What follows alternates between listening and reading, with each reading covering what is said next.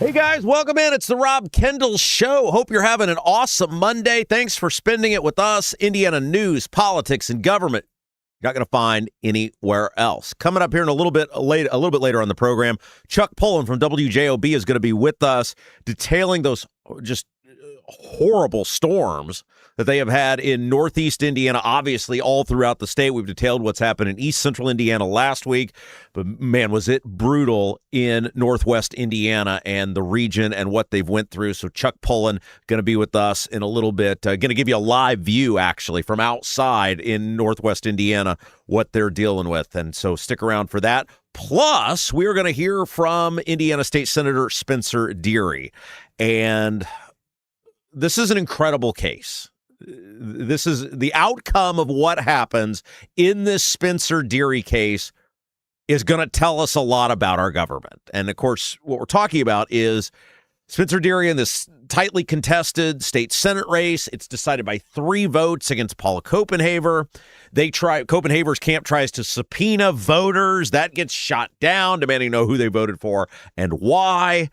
And then the Indiana Recount Commission last week threw out votes based on the government failing to process them properly. It switched the results of the elections. 8 votes for Deery were thrown out because the government didn't process them properly. And this is an important conversation. And it really comes down to, if you're an independent observer, and look, there's people on both sides, right? There's people who are on Team Deery, and there's people who are on Team Copenhaver. But if you're an independent person, you've got to ask yourself, do you want your vote to count based solely on the government processing it properly? To me, the vote is arguably the most sacred right that we have as citizens. And it's an obligation. Many people choose to not fulfill the obligation, but to many of us, it's an obligation. You go, you vote, your vote counts. That's the way it's supposed to work. Sometimes your candidates win, sometimes they lose. And that's okay. You're not going to win every election. Your favorite person is not going to win. To me, this is not about liking or disliking Spencer Deery. It's not about agreeing or disagreeing with his vote against redistricting. It's not about whether you like his track record in his first term as in the Indiana Senate. It's not about whether you think Paula Copenhaver would be a great senator. It's about, should people's vote count if there is no doubt they made the vote? And one of the things we're going to get into with Deery, there's sort of a misconception that these votes were, quote unquote, absentee, as in not in person. A bunch of them that were thrown out, and I got to admit, guys, candidly, I did not know this until we did the interview. Several of the votes that were thrown out were cast in person, as in everybody knew who voted. Everybody knew this person intended to vote. The person did all the stuff right in person, and the government still screwed it up, and their vote got canceled. You know, it's sort of that old golden rule. Treat others as you would like to be treated. And what the Indiana Recount Commission said is that it doesn't matter, because some people said, well, it's a lesson, right? You don't vote in person, or you vote in person. You don't vote absentee. That'll teach you. That'll teach you. The question, though, now is, do you want your vote to count if you vote in person? It's not even absentee anymore. Deery's I was blown away. I was and one of the reasons that is that in Indiana, in the state of Indiana, if you vote early, it's marked as absentee. You go to your vote center, you go to your local, county headquarters that are open to early vote. Any of those votes are marked as absentee. That's where the confusion was. And so that's the question when you hear this interview later. It's not about what side you're on. It's a much broader question now. In every election, there are winners, and in every election, there are losers. And sometimes it's your guy or girl, and sometimes it's not. The question you have to ask yourself is, put yourself in the position of the voters who are having their votes canceled. They voted. There is no doubt what the intent of this voter was to do, and because the government could not process them properly, the vote didn't count. So that's coming up here in just a little bit. But first, let's get to some of the best audio from over the weekend around the fruited plain. And again, I know the floods and the weather is a massive story, and we're going to get to all of that with Chuck Pullen from WJOB coming up here in just a little bit. So stick around for that as well. A great day of Indiana news, politics, and government. You can't get anywhere else. But let's start with some of the best audio from across the country over the weekend. And outside of the flooding here and the extreme weather here, and look, we cannot underscore, we can't state emphatically enough how horrific this has been. 7 people have now lost their lives. It's horrible. And I was listening to multiple national news programs coming in. They had segments on Indiana. It's a national story. What has happened to us weather-wise in Indiana is a national story, and people are paying attention to it. But aside from that, the other big story in this country remains the price of everything. The inability to get ahead. And it's very frustrating. We've talked about this many times, that it's very frustrating when you feel you're doing everything the right way. You're getting up, you're going to work, you're playing by the rules, you're doing all the stuff. And because of actions of your government, you can't get ahead. Inflation is a tax. It's one of the things the Republicans just refuse to admit. Inflation is a tax because it dilutes your buying power. Unless your wages in that moment are surpassing inflation, the increase in prices, you are losing ground. And the average person, especially if you're a person with, kids, you don't have the ability oftentimes to go get a second, third job to get ahead, and you shouldn't have to in this country. And it's reaching a breaking point with so many people. And what the people look at is they say, it seems like what our government is doing right now with 2 major actions. We know inflation is bad. We know it's been bad. We know it has been going on for years now, really since 2021. And yet the 2 major actions by this administration so far, number 1, the tariffs, and number 2, the war with Iran and the price of gas that has come from it, seem to be in direct contrast with doing everything you can to make prices lower. That rests on the Republicans.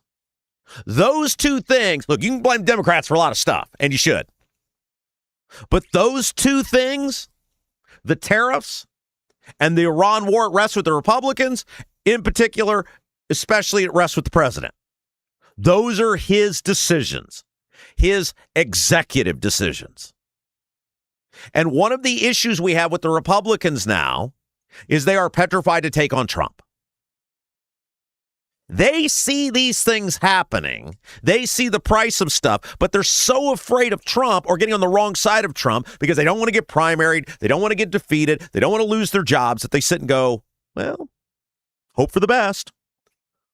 One guy who has spoken out pretty consistently on this is U.S. Representative Don Bacon, Republican. And he was on Face the Nation, that's the CBS Sunday morning program.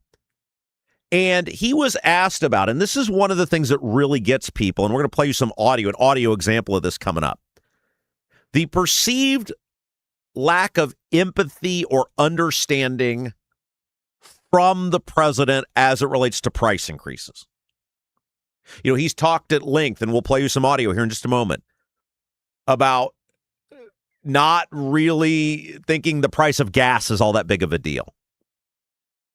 Really out of touch. It's a huge deal. I mean, you think about here in Central India, I paid $3.49 for gas this morning. That's with a 60-ish cents a gallon discount because of the suspension of the gas taxes. So you extrapolate that out, it's $4.10 for a gallon of gas once the taxes get reinstated. That's a big deal. That's a really big deal. So Trump appears to be out of touch, out of step with regular people as it relates to the dilution of their buying power, the price of everything, the inability to get ahead. And so Don Bacon, U.S. Representative from Nebraska, got asked about this on Face the Nation, and here's what he had to say. But do you get a sense he feels the pain of Americans, the economic pain? He doesn't communicate it well. As you mentioned, he makes light of the affordability question, and we do have an affordability problem. And I think a better way for him to frame it, we had 9% inflation under Joe Biden. Of course, it went down towards the end of his presidency, but the Americans have never recovered from that. And once again, inflation is slightly higher than wages. Yeah. So I think most Americans are feeling the pain at the grocery store and the gas. So I think it's better just to acknowledge, hey, this is a problem, and we got to work towards getting wages climbing faster than inflation. But one of the ways we could do that is to change his tariff policy. Tariffs have hurt inflation. It's not only just the war with Iran and gas. Tariffs have also had an impact here. And I would encourage the president to review the tariff policy. Global tariffs, it ends up being a tax on consumers, and we're paying more because of it. You think about any relationship you're in your life, whether it's with a spouse, a boyfriend, a girlfriend, your parents, close friends, whatever it is. You think about in that relationship, the number one thing most people kind of look for is caring and empathy. Like, do you care about me? Do you understand what I'm going through? Even if can you appreciate it? And with our politicians, we're in a forced relationship with them. It's the way our governmental system is set up. And you think about the president, he is really sort of the father of the country. He's the CEO of America.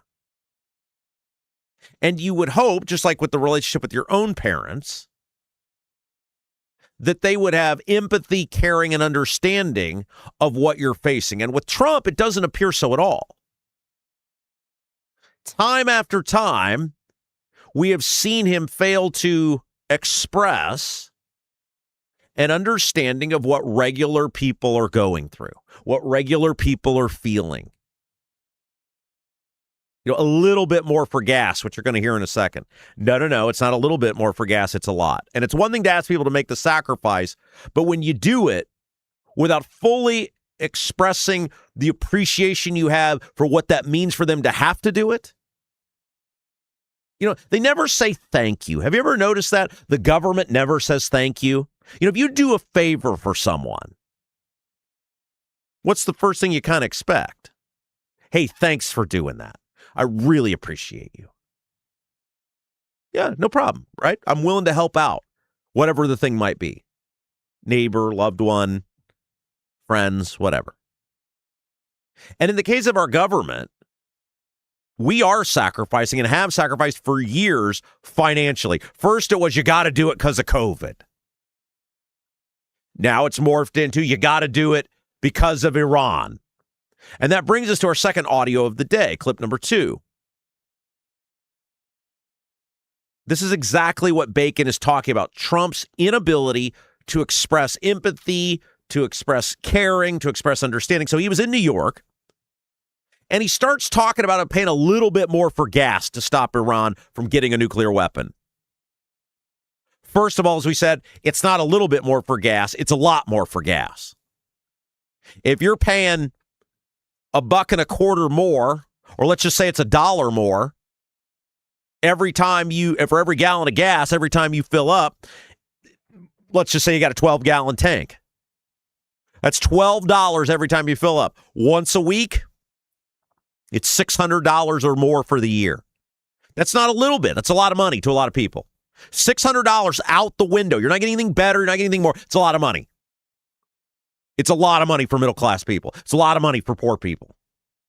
That's the first part of it. It's not a little bit of money, and that pisses people off. The second part of it, our government is still yet to offer one shred of evidence, and I think this is what's pissing a lot of people off, that the Iranians were close to acquiring a nuclear weapon.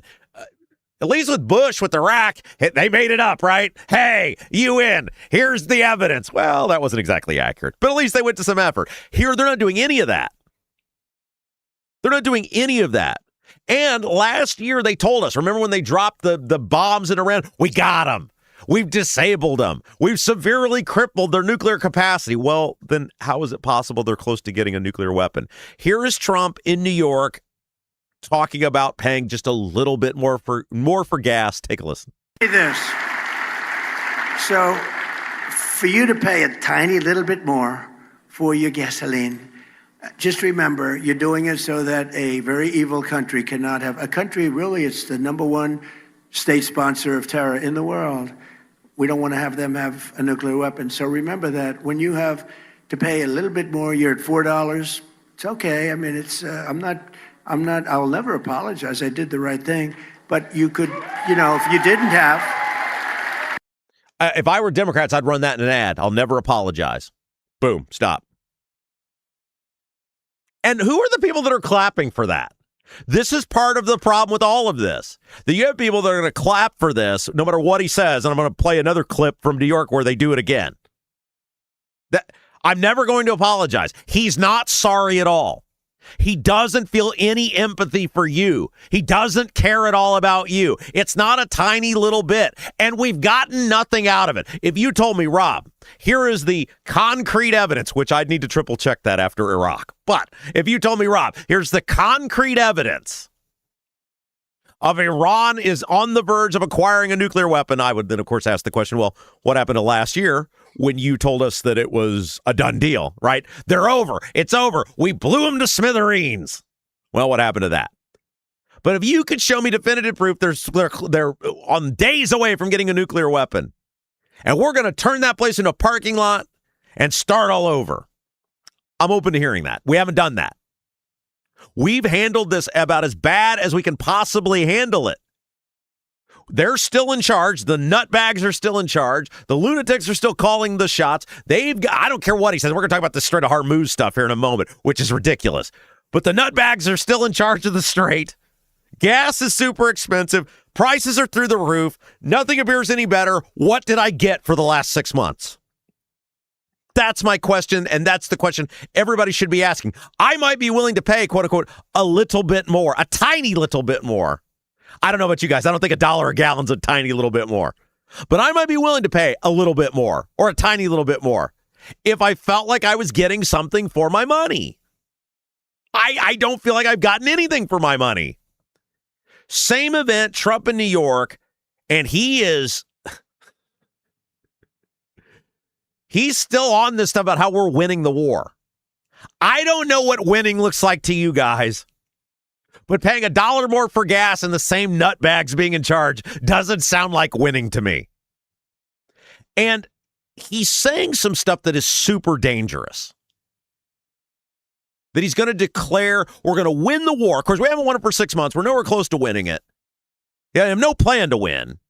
But he's going to win the war, and then he's going to declare the Strait of Hormuz U.S. territory. Okay.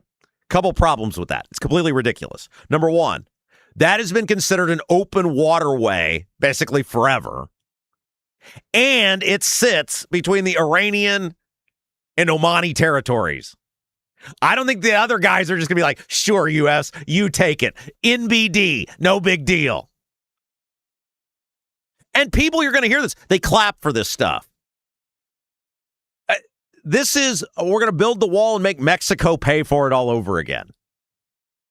At some point, the government, the Congress has to step in. I know Republicans are scared to death to take on Trump. Take a listen to this. This is crazy stuff. And after we finish defeating Iran, which is being very badly defeated,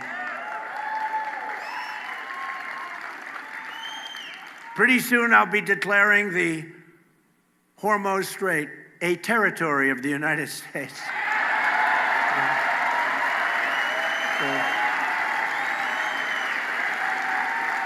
Essentially, that's what we have the blockade. No ships get through unless we want them to. But, and how about Venezuela? Venezuela was a one-day war. And now we work great with them. We've taken in millions and millions of barrels of oil. But we're doing really good. We're doing good in every way. You know, I built the military, and now I used it a little bit more than I wanted to, frankly, but that's okay, because we cannot let Iran have a nuclear weapon. Do we agree? Can't let it. I get that he does a bunch of stuff off the cuff, but you talking about how many barrels of oil you got coming in from Venezuela when gas is $4 plus a gallon? Bad move. I don't think people want to hear how great your oil strategy is when gas is $4 a gallon. The second thing, sir, you did not build the military. The U.S. taxpayer built the military. And this is the thing with both parties that pisses me off beyond words. The taxpayer never gets thanked in any of this. Everything that our government does is because of the taxpayer, and nobody ever says, hey, thanks, guys. Appreciate you. You're doing a hell of a job. All right, so Andy Beshear is the governor of Kentucky, and he is considered to be a Democrat potential candidate for president. Blue governor, red state. And he was on CBS Face the Nation, and he calls for abolishing the Electoral College. And the reason he wants to abolish the Electoral College is no candidates ever come to Kentucky. Look, this guy is a complete idiot. But people need to take this threat very seriously because the Democrats have been about this for a very long time. They are very serious when they talk about wanting to abolish the Electoral College. Take a listen. And I think call for direct elections of the president and the vice president. That could actually make things work. A big idea that would, yes, change government, but in a way enshrined in the Constitution where people would know it's going to get better. I didn't realize you support abolishing the Electoral College. If you're saying direct election of the president and vice president. Yeah, I've said it a number of times. And it's because in Kentucky, we will never see a candidate for president or vice president unless they're from here. Why? Because people just expect that it'll go one way or the other. It's the idea that someone would get elected not just knowing about 7 states, but having to earn votes all over the United States. I certainly think it's time. Okay, first of all, it's utterly ridiculous. He's a blue governor in a red state. He has proven you can win that state as a Democrat if you appeal to the people. So that's the first thing that's ridiculous. But the second part of it is the very core of our country is based around the idea of the Electoral College, which forces the Electoral College is the thing that forces candidates for president to campaign in states who would actually never see a candidate. If it were just straight, you are eradicating the power of the states by doing that. You are eradicating voices of the states, which is exactly what the Democrats want to do. They want to be able to go to these leftist, woke population centers, Los Angeles, New York, Chicago, Seattle, Indianapolis. Not quite as big, but you get the idea. And they want to eradicate middle America. That's what that's about. They can't win it, so they want to eradicate it. And they know middle America is the last sort of backstop against their utter insanity. You need to listen when these people say things. They're very serious. When they talk about, because they've been talking about this for a decade now. Remember in 2020, that was a huge issue on the Democrat primary, was getting rid of the Electoral College. We're 6 years on, 6.5 years on from that. They're still talking about it. When they speak, you need to listen. All right, one other piece of audio, and I know we have some new listeners coming in today. A lot of you are excited to hear Spencer Deery is going to join us coming up here in just a little bit to talk about this just wild idea that the Indiana Recount Commission threw out people's votes because the government didn't process them properly. What we try to do with our audio, and Indiana news, politics, and government is what we do. We recognize, though, there's a lot of stuff going on in the world, so we try to touch on some of the biggest stories. And when we play you guys audio, we usually play 5 or 6 audio clips a day from some of the most interesting things going on in the world. We always try to give you one piece of audio that's not politics, because I know politics can get a little exhausting.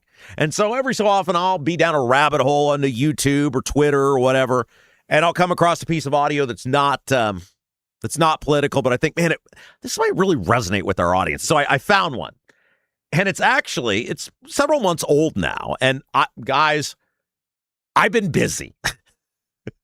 I'm not as up on things as I should be because I'm busy. And I'd been meaning to watch this for a couple of months now. John Mellencamp went on Joe Rogan's podcast. And I will... occasionally, I'll get a few hours to myself, which any of you people with kids know that's very rare. But occasionally, I'll get a few hours to myself, and it'd been on my list of things to watch. I get that it's a couple months old now, but Mellencamp went on Rogan's podcast, and it was fascinating. They talked for like 2 hours and 15 minutes or something like that.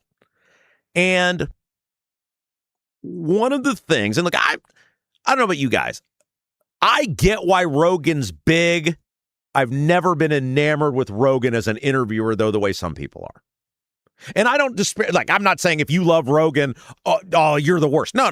People like what they like. People like different things. He's the most successful podcaster in the world. He clearly has a good plan. I've just never thought Rogan was a great interviewer. But he's talking to Mellencamp, and they talk about a whole list of stuff. And one of the things that they get on with Mellencamp is when he realized he had to make the music he wanted to make the way he wanted to make it. So for those of you who don't know the story of Mellencamp, it's very interesting. Mellencamp, obviously from Indiana, goes to New York. He's basically like a lounge singer. People think of, Mellencamp, he's this incredible songwriter. And like he just came out of the womb that way. No, Mellencamp spent years singing other people's songs. That's how he first got noticed, was singing other people's songs. And cover band. That's basically what you'd call it. And then he kind of gets noticed. He was an incredible frontman, showman, whatever. You look at that early Mellencamp stuff, he's unbelievable. And then he kind of figures out, hey, look, I can't make a living for, if I want to be a rock and roll star, just singing other people's songs. Now, the crazy thing about Mellencamp, a lot of people know he's dyslexic. So, like, if you've ever seen writings of Mellencamp when he writes, like, the old songs and stuff, it's nonsense. Mellencamp, and he's talked about this for years, when he writes a song, he has to have somebody type it out for him, like, immediately. He has to have somebody there when he does this, and then he has to do some sort of, like, whether it's a tape recorder or whatever, get in his head what he wants, because he can't write. Because he's dyslexic, and he's been very candid about this. Anyway, Mellencamp then figures out, hey, I've got to start writing my own stuff, doing my own stuff. And this is one of the more in-depth interviews I've seen him do where he talks about doing stuff his own way. But they get on to when he figures this out. Because in the beginning, he's trying to make the record company happy. He's trying to do what the record company wants. He's got a couple of hits. He had I Need a Lover, Ain't Even Done with the Night. And then he starts going in, this is what this has been, the early 80s, right? He starts writing what would become American Fool. And he's got a couple of songs that he thinks are pretty good. And the record company goes, hey, we want to come hear what you have to say. Or what you're putting together for us. We're investing all this money in you. We want to come hear what you have. And he's like, okay, I got these 3 songs. They're excellent. These guys are going to, they're going to love them, right? And American Fool, for those of you who don't know, becomes one of the great rock albums of all time. There's 4 or 5 like mega songs on a Jack and Diane, several huge Mellencamp hits come off American Fool. And the record company, the record executives, they hear the first couple songs. They're all hits, by the way. And they're like, this sucks. And he decided at that moment, he said, these executives, these managers, they don't know anything. And if I'm going to make my life work, I got to take control of my own life and do what I know what works and do what works for me. And if I fail, at least I fail going on my own. Listen to this back and forth with Rogan. It's fascinating. I played him 3 songs, the 3 I had done in 6 weeks.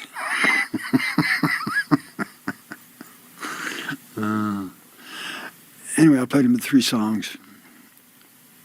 They hated him. Which songs were they? Jack and Diane. Oh, God. Hurt so good. Oh, God. And Hand to Hold On To. Oh, my God. They hated those? Oh, they hated him. They said, oh, wow. They said, John, they're too rough, they're too raw. And what is this sound in Jack and Diane? It's not even, what is that sound? Jack and Diane was huge when I was in high school. I can't believe the record company didn't like that. They didn't like Hand to Hold On To? Mm-mm. God. And they didn't like me. God. And they didn't like me. Oh, how could you be more wrong than Jack and Diane? Well, Jack and Diane was fucking huge. Joe, I don't know that much about your career, but look at your career and look at what Suits have said to you and how wrong they were. Well, the most successful thing that I've ever done, nobody had any input on at all, which is this. Well, there you go. There you go. Yeah, there's not a chance in hell anybody would have said, yeah, have unfiltered conversations for 3 hours with random people. And, millions of people will listen and watch. No one would have believed it. But when we did it, we didn't do it for anybody else. I've done what I wanted to do ever since I decided, you guys.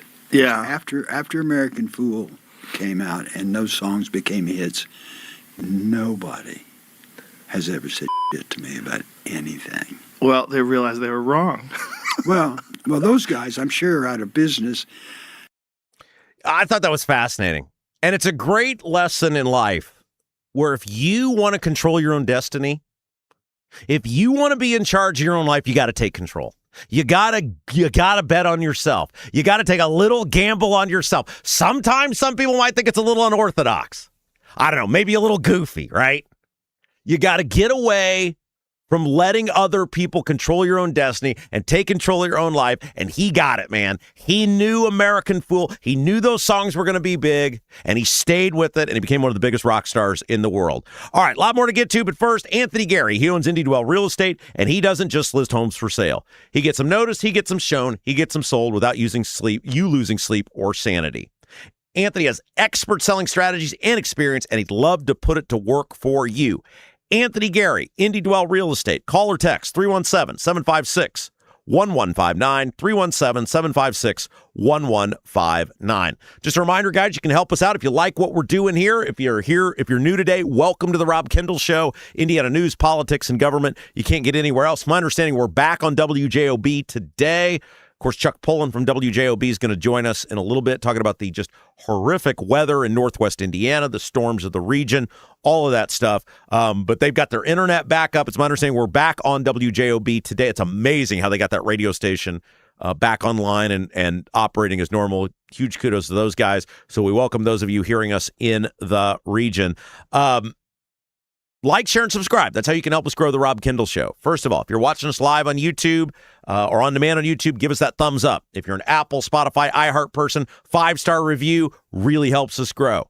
Share the feed out. You got a Twitter, you got a Facebook. Let people know we're here. Our growth is organic on this show, and we are dependent on you. Share the feed out. Let people know this is Indiana news, politics, and government. You're not going to get anywhere else. And last but certainly not least, subscribe to the channels wherever you're listening to us from. Like, share, and subscribe. That's how you can help us grow the Rob Kendall Show. All right, a lot more to get to, including coming up here in just a little bit. Spencer Deery's going to join us.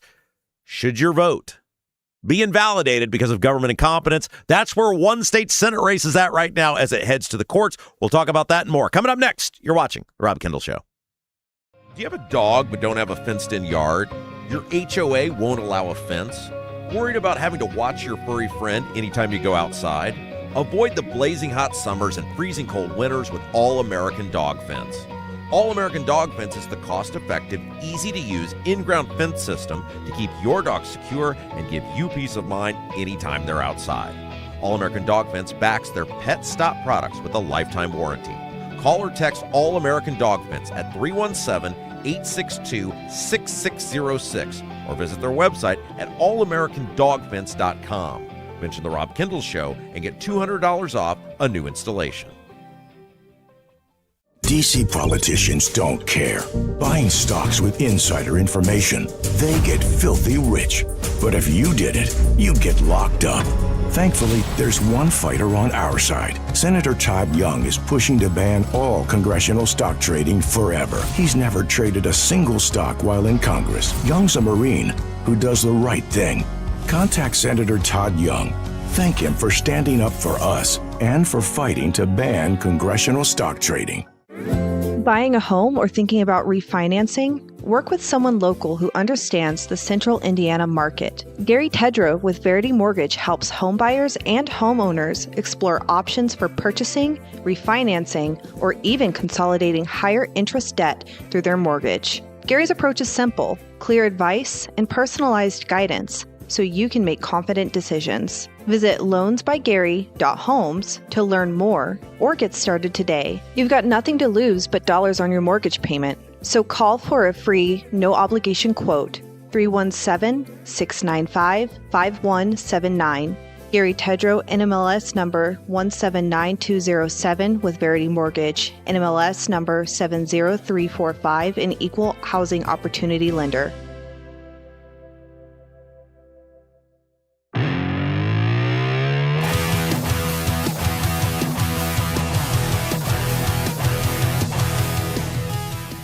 Hey guys, welcome back. It's the Rob Kendall Show. Coming up here at 10 o'clock, Spencer Deery is going to join us, and we're going to talk about this wild state Senate race that has come down to 3 votes. It's headed to the courts, and the real conversation there is, should your vote be able to be thrown out because of government incompetence? And again, that's the question. It's not whether you like Deery or don't. It's not whether you like Copenhagen or don't. It's not who you were cheering for. Should your vote be able to be thrown out because the government didn't process it properly? And when you hear this conversation, because it's fascinating, I learned a whole bunch of stuff. That's the thing in my mind you have to keep asking yourself, because if it happens to these people in Senate District 23, it can happen to you. How would you want to be treated? That's coming up here in just a little bit. Before we do that, though, our friends at Bramwell Mackay, super sponsors of the Rob Kendall Show. You got a leaky chimney, water in the basement, cracks around the exterior of your home. Bramwell Mackay Property Services and Consultants is your authority for chimney repair, tuck pointing, foundation repair, crawl space to basement conversions, basement waterproofing, and more.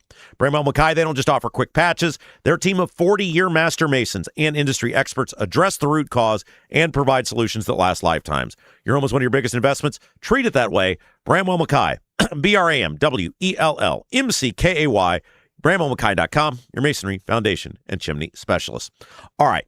Fascinating article in USA Today. And it's by a guy by the name of Dace POTUS. And he is talking about the left's now attempt to rewrite history and get you to believe that what happened in 2020 and 2021 wasn't all that big a deal.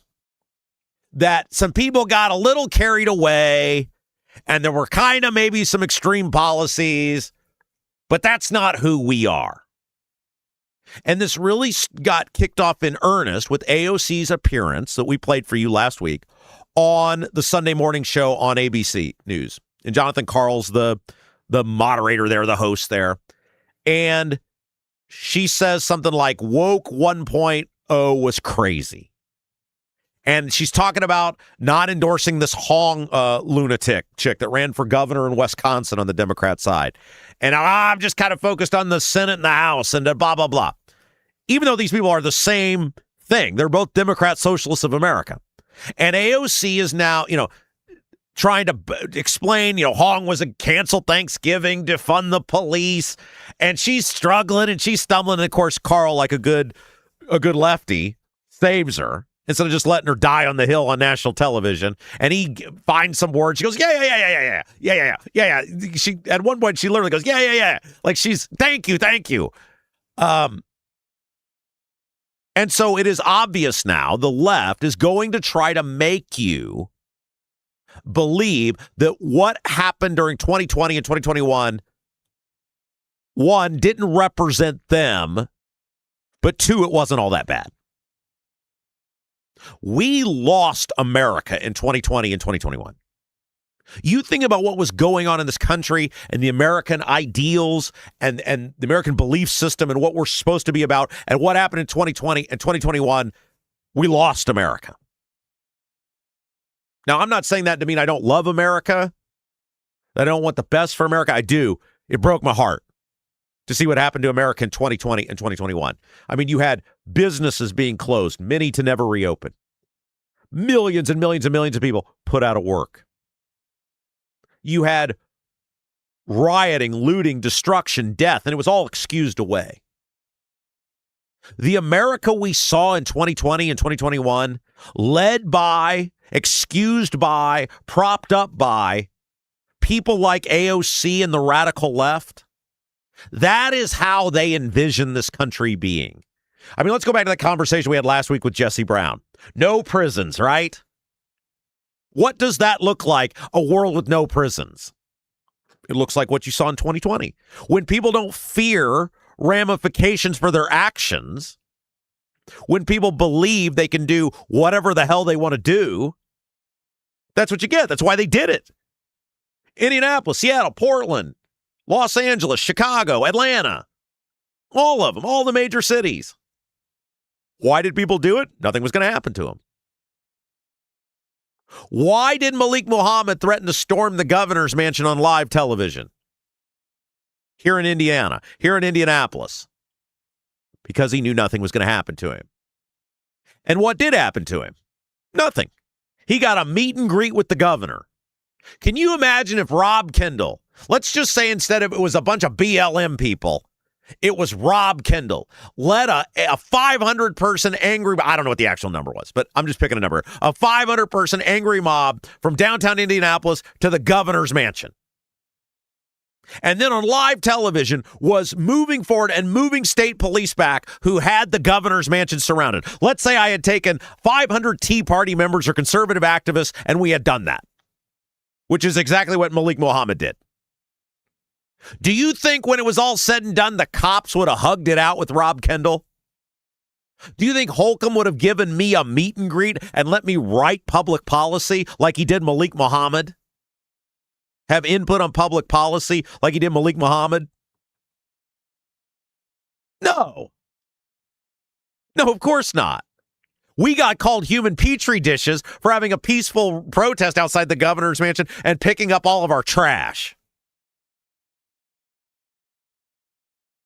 And the reason 2020 and 2021 happened was because people didn't stand up. They didn't stand up and they didn't fight. They let it happen. And the left took full advantage of it. Now, remember, Malik Muhammad, after not being arrested for threatening to seize the governor's mansion on live TV, leading an angry mob up to the governor's mansion, he went out to Portland after Holcomb didn't do anything about him and tried to kill cops. I think he's still in prison for attempting to kill cops in Portland. Why? Because the guy didn't fear any repercussion. He did it here. Look at what he did here, and nothing happened to him. The left did what they did in 2020 and 2021 because that's what they believe, and they knew they could get away with it. Now they got to walk it back, right? Because America's to some extent woken up from that, and they've seen inflation and all the price increases and everything that's happened to this country. Like, this sucks. What happened? Well, we let some people get really out of control during COVID. So this guy, Dace POTUS, over in USA Today, he takes on the left AOC trying to rewrite history. The quote-unquote woke one, whatever she said, was a little crazy. Here's what he writes. Ocasio-Cortez, Hong, and other progressives have struggled to distance themselves from the positions they took during the COVID-19 era, and for good reason. They were enforcers of woke 1.0 and the cancel culture that came with it. Bingo. It's not only people like AOC didn't do anything to stop it. They were egging it on because that's what they actually believe. That's what people like AOC said for years. Their version of government, their version of society was put into action in 2020 and 2021. If progressives want Americans to believe they've changed, laughing it off won't cut it. They need to explain why the pandemic-era progressive politics went too far and why voters can trust them not to go down that road again. Bingo. The problem is they can't. They can't because that's what they really believe. If you put them in charge, that's what they will do. They believe what Jesse Brown said. No prisons, no borders, abolish the Supreme Court, all of that stuff.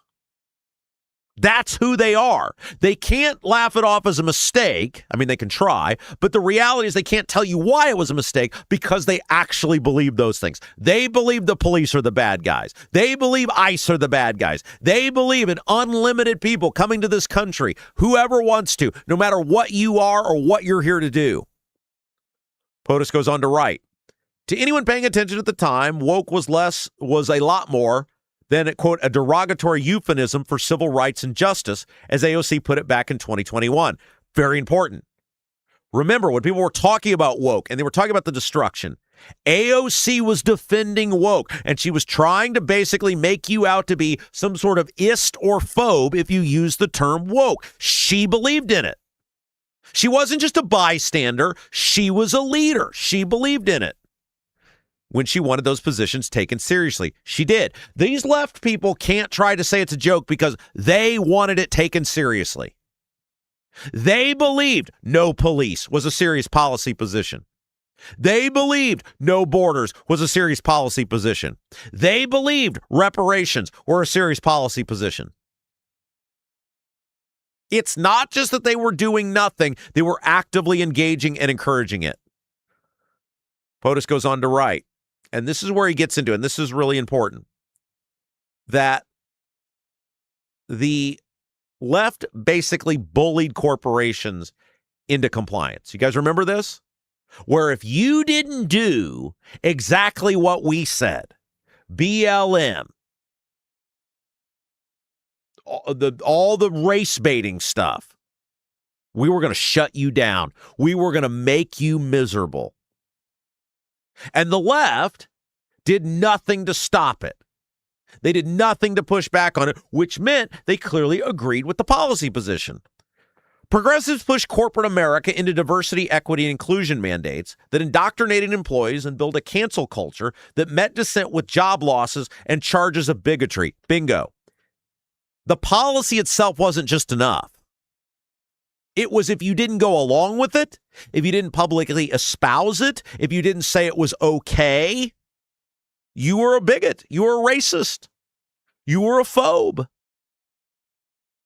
You had to be completely subservient or you were the bad guy. Even progressives who didn't believe the most extreme positions were incentivized to promote them, since it made their own positions sound more reasonable by comparison. Instead of, quote, abolish the police, mainstream Democrats arrived at defund. Instead of abolish borders, many arrived at abolish ICE. Exactly. We asked Jesse Brown, how does a world work without ICE? And he said, I want unlimited people to come into the country. Where are you going to put them? Out west somewhere.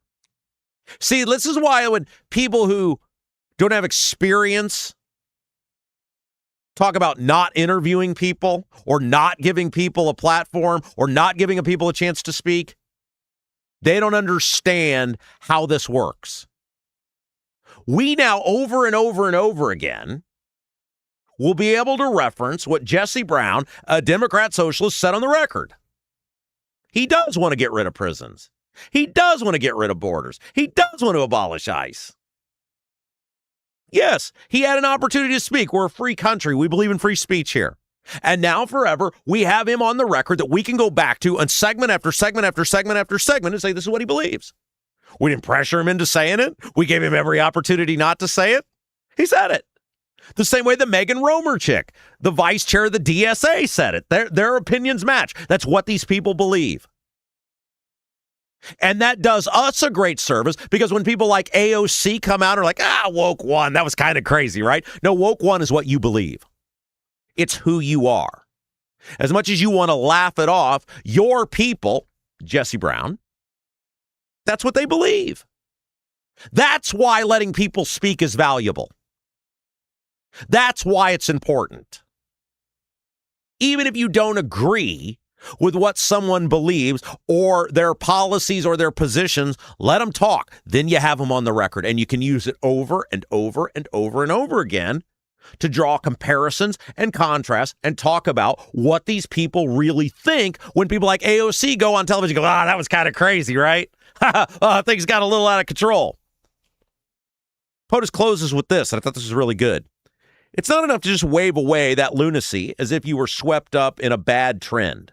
It's a serious indictment of your judgment and character to have advocated for it. Either you actually believe these deranged positions, making you unfit for office, or you took them for political convenience, which is just as disqualifying. Bingo. The left is trying to rewrite history. They're trying to make you believe what you saw and what you experienced wasn't as bad as what you saw and experienced, and what you saw and experienced didn't represent them. When clearly the only reason those positions existed is because they believed them. They wanted them. It's nonsense. It's insanity. It's chaos, which is how they will govern if you give them power back again. The existence of woke one implies that woke two is already in the works. Absolutely. And he's closing with this, and it's very astute. The reason they called it woke one, I mean, every movie before it has a sequel is just called the movie. The Godfather was just The Godfather. It wasn't Godfather 1 until there was Godfather 2. Jaws 1 wasn't Jaws 1 until there was Jaws 2. They're telling you we're coming back. Not that that should surprise you. They're telling you we're coming back again. From what I can tell, it isn't all that different in substance, just strategy and rhetoric. Exactly. They're getting smarter. Now, Romer, she's a big problem because she tells the truth. Jesse, he's a big problem. He tells the truth. They're valuable to the public discourse because they tell the truth. But what they're doing here is they're learning from what happened last time. Why did we fail? Why didn't it work? Well, we got to clean it up a little bit. Progressive candidates will keep being haunted by woke 1.0 for as long as they run for office, unless they explain explicitly why it is different. Otherwise, voters will see right through it. And he's right to an extent. Voters will see through it for now. Polling shows us more and more people, more and more young people especially, are drifting towards socialism because they've been presented with a form of capitalism that is not actually capitalism. It's crony capitalism. It's not working for them. I think for now he's right. The majority of Americans still reject that. But I think in 5 to 10 years we'll be having a different conversation. Interesting piece. Dace POTUS is the guy's name. You can read it over at USA Today. Hey, guys, whether you're buying your first rental property or growing an investment portfolio, financing matters. Gary Tedrow with Verity Mortgage helps investors explore loan options designed for rental properties and long-term wealth building. As a local mortgage advisor, Gary works one-on-one with investors to help them understand their financing options and create strategies that fits their goals. Visit loansbygary.homes. Loansbygary.homes. Gary Tedrow, Verity Mortgage, NMLS number 179207, an equal housing lender. Hey guys, don't forget, we've also got a website. It's it's robkendallshow.com. robkendallshow.com. We've got our live link there. We've got on all the on-demand platforms. Had somebody ask the other day, hey, where can I find what you're doing? I told him, robkendallshow.com. He's great. Found whatever app he was looking for. Boom, there you are. Great. All the apps. We talk about Apple, Spotify, iHeart, and those are the main ones, but we're on several others, some I never even heard of that we're on. And so you can check all that out, robkendallshow.com. We take our favorite segments of the day. We turn them into articles that you can read over at robkendallshow.com. And we have a support button up at robkendallshow.com. If you like what we do and you want to contribute to this program, we certainly appreciate it. Unlike President Trump, we're very appreciative of you parting with your money, and we appreciate it. All you got to do, hit that support button. And for the entire month of August, any amount you give at robkendallshow.com up to $100 is going to be matched. It's going to be doubled, in fact, in a credit from our guy, John McKinney, Black Sheep Plumbing. So here's how this works. Let's say you think, man, these guys did an exceptional job today. That Spencer Deery interview I'm about to hear, it blew my mind. Here's $100. Support button, robkendallshow.com. I send you an email. Say, thanks for supporting the Rob Kendall Show. We really appreciate you. If you need plumbing work in the month of August, toilet, sink, water softener, water heater, whatever it might be, you call John McKinney, Black Sheep Plumbing. You say, hey, I gave $100 over at robkendallshow.com, and you can do this up to $100. John's going to double that credit in plumbing work. So you might actually end up making money on the whole deal. Support button, robkendallshow.com. Don't forget, you can also help us out. Like, share, and subscribe. You can find us on YouTube, Rob Kendall Show. We're also on Apple, Spotify, iHeart, all of the places. And subscribe to whatever platform you're listening to us on. Share that feed out. You got a Facebook, you got a Twitter, whatever it might be. And perhaps most importantly of them all, like it. Give us that thumbs up, whether you're watching us live on YouTube, on demand on YouTube, 5-star review on Apple, Spotify, iHeart, all of the places. And again, we want to thank our fabulous friends up in the region, WJOB 1230 1047, picking up the first hour of our program each day at 10 Central Time and running it there. And WJOB, speed of WJOB, Chuck Pullen will be with us coming up at about 11 o'clock Eastern time. So if you're listening to us on WJOB, you can flip over to the live feed as well and hear us over there. Rob Kendall Show. We're hoping to be having some other announcements coming up for you guys soon as well. You never count anything in this business until somebody hands you a paper to sign, but you guys have been awesome. You guys have been amazing at helping us grow the program. We couldn't have done it without you, and we hope we got some great things to give you guys coming up here in the near future. All right, let's go ahead and take a break. When we come back, Spencer Deery, state senator, will be with us. Should your vote be invalidated because the government couldn't process it properly? That is the question at hand. That is the question at play. Spencer Deery now down 3 votes in the Senate 23 race, state Senate 23 race, because of just that. We'll tell you about that when we come back. You're watching Rob Kendall Show. I'm Anthony Gary. I started Indy Dwell Real Estate because too many friends, family members, and neighbors had real estate experiences that lacked compassion, explanation, and expertise. You deserve someone in your corner with the heart of a teacher, simplifying every step of the buying or selling process. When you hire me, you get me. Start to finish, you'll never be handed off. No stress, no surprises, just the expert guidance and results you deserve. Anthony Gary, Indy Dwell Real Estate. Call or text 317-756-1159. 317-756-1159. Did you know Honeysuckle Hill in Brazil offers more than just a fabulous made-from-scratch meal at the bistro? It also has an adjoining cottage, great for a perfect, relaxing weekend away with a scenic waterfront view. The cottage offers 3 bedrooms, 2 baths with spa-like tile showers, full kitchen, living room with fireplace, laundry facilities, and a full deck overlooking the lake. And Andy, one of the owners, delivers breakfast in a picnic basket at 8:30 each morning. Plan the perfect weekend away at the scenic Honeysuckle Hill property on the water in beautiful Brazil. Book today by visiting their website at honeysucklehillb.com. Are you seeing cracks in mortar, moisture working through walls, facade or structural failure beginning to surface? Bramwell Mackay sets the standard for exterior and structural building solutions. Our 40-year master masons and industry experts address moisture intrusion, failing foundations, masonry deterioration, and more. From preserving historic landmarks to addressing modern building envelope issues, Bramwell Mackay delivers full-spectrum service with white-glove professionalism. In Indianapolis, call 812-33-BRICK. 812-33-BRICK.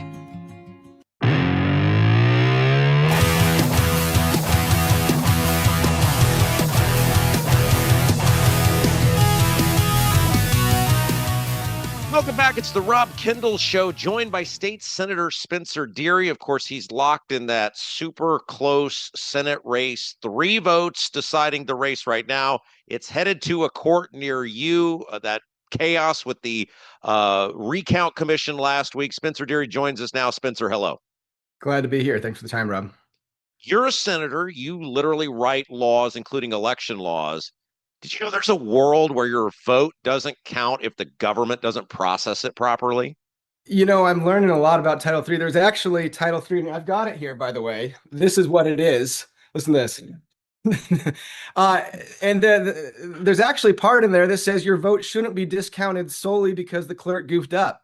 But apparently we're going to stretch the boundaries of that, and I think we'll prevail in the end. But it's a crazy idea. You're watching this obviously in real time. It's your political future. You win on the initial count. It then gets certified.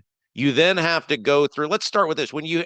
They tried to get these voters subpoenaed, and that got struck down by a 2-1 vote. Mullen, who we'll talk about in a second, voted in favor. What were you thinking as you were watching this, the Copenhagen campaign try to subpoena voters and demand out how they voted and why?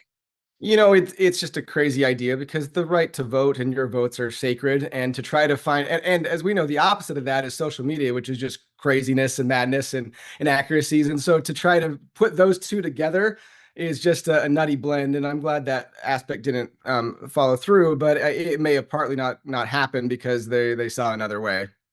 Well, that's what I wanted to get to, because then the next step is these absentee ballots, these provisional ballots.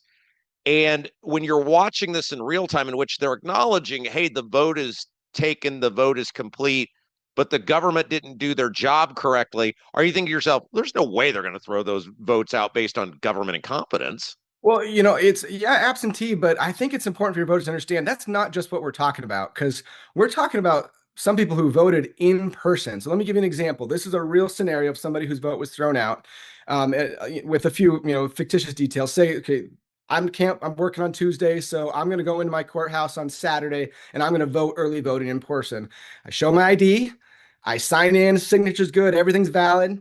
I fill out my ballot. It's a county that has some kind of paper system. I turn it in, walk away, thinking I've done my civic duty, but no, that clerk or the volunteer failed to put a stamp on there, or they put a stamp and they failed to sign it. Now they're saying your vote's invalidated. We've never done that. That's unprecedented. You did everything right. It's not your fault. And the argument say that you're supposed to know that somewhere in these 2 books it says that that's supposed to be there, so your vote's invalidated. Give me a break. Okay, so I guess that's sort of breaking news to me. I was under the impression that they were all absentee type of ballots. You're saying that there are actual ballots that were, because some people might go, well, that's the risk you have voting absentee. You're saying that there were actually in-person ballots affected. This is the oddity of Indiana law, is Indiana law treats any ballot that is not on election day as an absentee ballot. And so an early vote like that in person still has to have this stamp that nobody knows about, unless you're, even the volunteers sometimes forget to put it on. So just in-person votes alone are enough that were thrown out, were enough to change the result of this. But there's another one. Here's another scenario too. There's another, again, real scenario.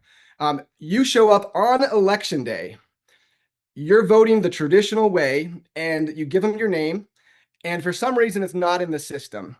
And you show them your ID, so that's all right. It happens sometimes. There's a glitch. So they print out a ballot, you fill it out, a provisional ballot, and then it goes to the election board, set aside for the election board to decide, is this a valid ballot or not? This happened. They said, oh, actually, you are a registered voter. That should have counted. Let's count it. But when they printed it out and you filled it out, they didn't put the stamp on. And it just so happens, by the way, the person that didn't put the stamp on it happened to be an ally of the person opposite of who you voted for, which brings to my point here. This is the most thing I think. Wait, just real quick. I want to make sure I'm understanding you correctly. You are saying in these batches of ballots, there are in-person early voting and in-person day of, in which the person was registered to vote, and those votes have been thrown out.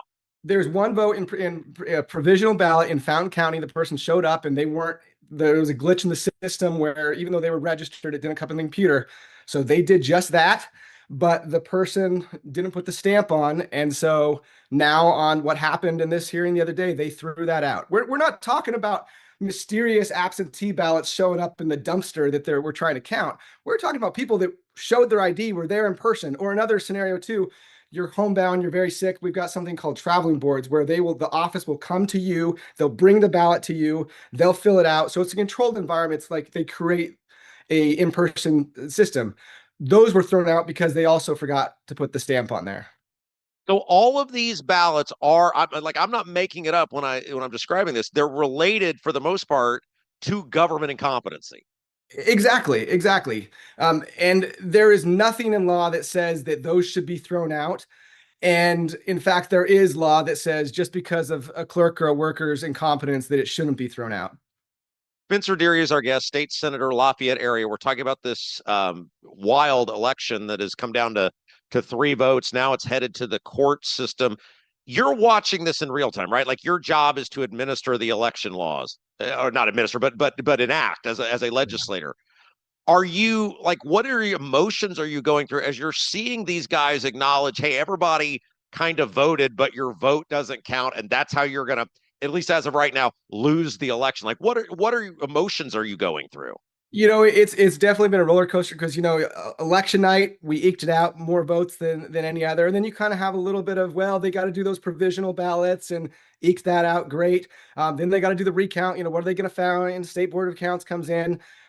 Still up ahead. We're good. We're solid. But, here's the important thing to happen. And I know you mentioned Mullen. This is what I want people to understand. There are 3 phases. 2 are objective and 1 is political. That first round where they count votes, they're just counting. It's objective. But then they go to this political phase where you've got political appointees that are trying to decide, should any of those be disqualified? And we saw what they did. But now we'll go to a 3rd round that's objective, which is the courts, which will say, did they act properly? And I think we'll be justified in that. Okay, so let's talk about this board. And I'm not saying I have answers. I'm just saying it's Morales, who I'd trust the 9 most recent guys on American Greed before I'd trust him. And then you've got this guy, Mullen. Now, Mullen's an attorney, but you guys put out a press release saying that he is super connected into Jim Banks. Banks was obviously a huge supporter of Paul Copenhaver, that dark money group associated with him, put huge money in supporting her. Tell us about your objection to Mullen being the deciding vote. Yeah, and I don't want to overemphasize the point because, it is what it is. But I did want to put that out and have at least a news cycle helping people understand that what happened the other day was not an objective end of the day kind of a thing, that this was political. You've got Diego with all the issues aligned with him, which you have spent a lot of airtime documenting, so I won't repeat. I made a career out of it, Spencer. I made a career out of it. And then you have another guy who is literally the college buddy of a prominent Indiana politician who essentially financed my opponent's campaign. And so, they made the decisions they did. I just wanted to make that known and help people understand, because sometimes people are like, oh, well, I guess you lost, it's over. Like, well, no, this was one round. It was a political round, but we're going to have a more objective say. And so that's why I felt it was worth doing. I talked to a former judge the other day, and I asked this person, hey, take all the politics out of it. Can you imagine if like somebody came to you with this case? How do you tell somebody their vote doesn't count because government incompetence? And they said, you can't. I don't understand how they say you could. How do you guys feel about it? I mean, you got a great attorney in Samantha DeWester, but how do you guys feel about this? Because that's basically what this case comes down to right now. As a conservative, as an American, we talk a lot about election security, election integrity. I don't think I'm being exaggerating when I say this may be the single biggest threat to election security we've seen in Indiana in decades. Because imagine that scenario where you come in and you're reliant on them to put the stamp on. What if they see you're from a precinct where I know how they vote there? What if you're wearing a don't tread on me hat, or your skin color? You pick it. I'm just going to maybe forget to stamp this one. Do we really want to give government the power to be able to essentially veto your vote? And that's what they're trying to say that we should be able to do. And that's why I think this is so important to move forward. Well, that was the thing, right? Is that if you say government incompetence invalidates the vote, and you've described new things that I didn't even know, I had made the assumption these were all absentee in the traditional sense. Now that especially you've laid them out, these are people who voted in person in front of public eyes. You're basically saying that a clerk could, for any reason, invalidate a ballot. I mean, right? I mean, that's where you could take this to. Just by intentionally or unintentionally forgetting to put the stamp on, or put the stamp on and they're supposed to sign it as well too. And it's just an oddity of the law. And I think, my attorney thinks that maybe the reason why it was in code was because you're worried about ballots being sent out that maybe were fake ballots, that, some kind of scam. And so they wanted some kind of thing in there to help somebody know this is a real ballot. But that's not what we're talking about here. I mean, we know these are real ballots. We know these are real voters. We know how they wanted to vote. We know they were eligible voters. It's just simply that they didn't put the stamp on there. And I'm getting ink all over my hand as I play with Good for you. Stamp. It shows you care. That's what it shows. Spencer Deery is our guest. What happens now? I mean, assume this has got to move pretty quick because somebody's going to be on that ballot pretty soon. It does, and so we said we'll appeal, and we will appeal. I've been sworn to not go into the details of the timing or the location or the exact arguments, but we will be happening. That will be happening soon, and we'll make everybody aware of it when it happens. All right, I want to talk about a couple things just outside of the election itself, but the campaign, because you were on our old radio show. We last time we talked to you, you were getting swatted. So every time we meet, it's under horrible circumstances. I'm still proud. I think I'm the only state senator to be on the show in the last couple of years, and want to keep that streak going. Yeah, you got some cojones that your colleagues don't. So let's talk about the campaign. I can't vote for you. I can't vote against you. Here's what I know. I want my elected people to do what they think is right, not what is easy. I think too often our elected officials cower to the whims of the moment or what they think is politically expedient. You cast a vote against redistricting. Why? One, because it was clear to me it wasn't the right thing to do, because our vote is sacred, and the right of people to be able to select their elected officials is part of the oath that I took as the Constitution. But secondly, because I heard overwhelmingly that my voters didn't want it. This is the first office I ever ran for, and I swore that I wasn't become a sellout and politician, and that's won me a lot of enemies, as you can see. But I'm sticking to it, and that was just along those lines. And yes, I know it was important to some people, but overwhelmingly, it wasn't what my voters wanted. Do you have any regrets, like knowing how this is all turning out? Now, you don't know how it's going to end up, but where it's at right now, are you like, man, if I'd have just done what was easy, then I would not be going through any of this? No, none. I can always get another job. I'm a young guy, but I can't get another conscience.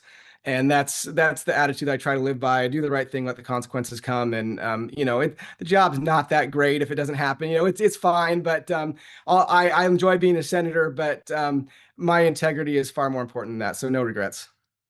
If you said, hey, and we just got a few minutes left here with you, but if you said, hey, here's what the public needs to know about what's going on, what are the one or two most important things about where we're at right now and what's about to happen? Yeah, I think the most important for the public to understand is the power of money and just greed for power in politics. I mean, there were over $2 million spent trying to tell people that I was some kind of liberal wackadoodle. When you look at my voting record, I have one of the most conservative voting records in the Senate.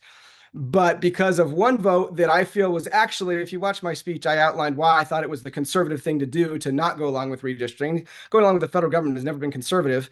But because of one vote, millions of dollars were spent to try to rebrand me as some kind of liberal wackadoodle. And so the important thing to recognize is the power of money, the power of advertising, and just get to know your lawmakers and get to know who they really are. And so you can cut through all that. This is what I said. I said, look, you look at the guy's actual voting record. Look, you guys do stuff in the legislature I wouldn't do all the time, but I get people not going to be me. But you voted against the property tax bill. You're one of the few Republicans who did that. You're incredibly pro-life. I mean, that's what was crazy to me. It's like Banks, Rokita, all these guys you'd associate with being conservatives were going after an actual conservative over this one vote. And I think you asked what's the most important thing for people to realize, and I think this might be it. There's a good chunk of elected officials that have spent their heads so far I'll be polite about it, in the swamp, they've forgotten what it means to be a real conservative. And I vowed I was never going to do that. I never will do that. And that's what these fights are, is what does it actually mean to be a conservative, and what's just to be, go along with what DC folks want you to do. If you get back in there, which I hope you will, because I hope these people's votes are allowed to stand. That's what I care about, whether it's you, her, whatever. I want people's votes to stand. Is it going to change you at all as a senator? Like, are you, like, I went through a little job issue this past year too, and it's changed me as a broadcaster. Like, has this changed you at all? Will it change you as a lawmaker? Here's where it's changed me, is I've tried to pick my battles and not pick fights with people, even if I sometimes disagreed with them. I know you rip on us for this. I've haven't gone out and publicly trashed Diego or name the cast of characters, but it's shown me that even if you're trying to go out of your way not to pick fights with people, if it's opportunistic to them, they're going to come after you. So I'm going to be a little less hesitant, I think, to just call people out when they're acting wrong, even if, they're supposedly on my side, because it's clear that they're not. Yeah, there's a Seinfeld episode, Serenity Now, and you know what happened? Insanity later. You got to get it out, Spencer. That's why I'm so happy. You got to just get it out. Spencer Deery, and look, I said this. It's not whether you win or she wins. Right now, it's about all the votes counting, and if we don't count the votes and people clearly intended to vote, then it opens Pandora's box. So, man, from that perspective, I hope you get all your votes counted. Thank you for your time, my friend. Thank you. Appreciate it.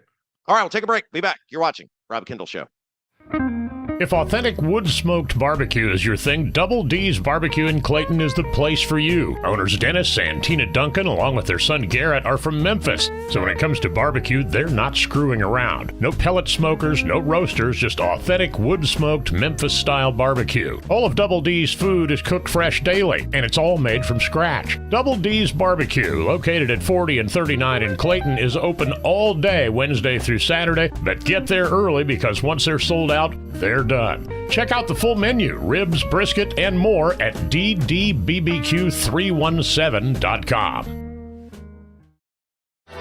Right now, everything's expensive. That includes things you need around the house. If your water heater, water softener, or well pump goes out, or even if your toilet stops working, you could be looking at a major expense. Don't let your next call to a plumber break the bank. Call John at Black Sheep Plumbing. John is a Hoosier lifer who takes pride in and stands behind his work. That's why all basic services and repairs with Black Sheep Plumbing come with a 2-year parts and labor guarantee, with water heaters having a 6-year parts and tank guarantee. Call or text Black Sheep Plumbing for all your needs today and speak directly with John, the owner. 765-315-7558. That's Black Sheep Plumbing at 765-315-7558. Is the inside of your house a total mess, like a complete dumpster fire? Call AJ's Picture Perfect Cleaning. When you walk into your house after using AJ's Picture Perfect Cleaning, you will see and smell the difference. They take great pride in their workers and treat your home like their own. All cleaners pass through a background check and drug screening. Call today and mention you heard about AJ's Picture Perfect Cleaning on the Rob Kendall Show, and you will get an incredible $50 off your first clean. AJ's Picture Perfect Cleaning serves all of Central Indiana. Book your appointment today by calling 317-530-8148. 317-530-8148.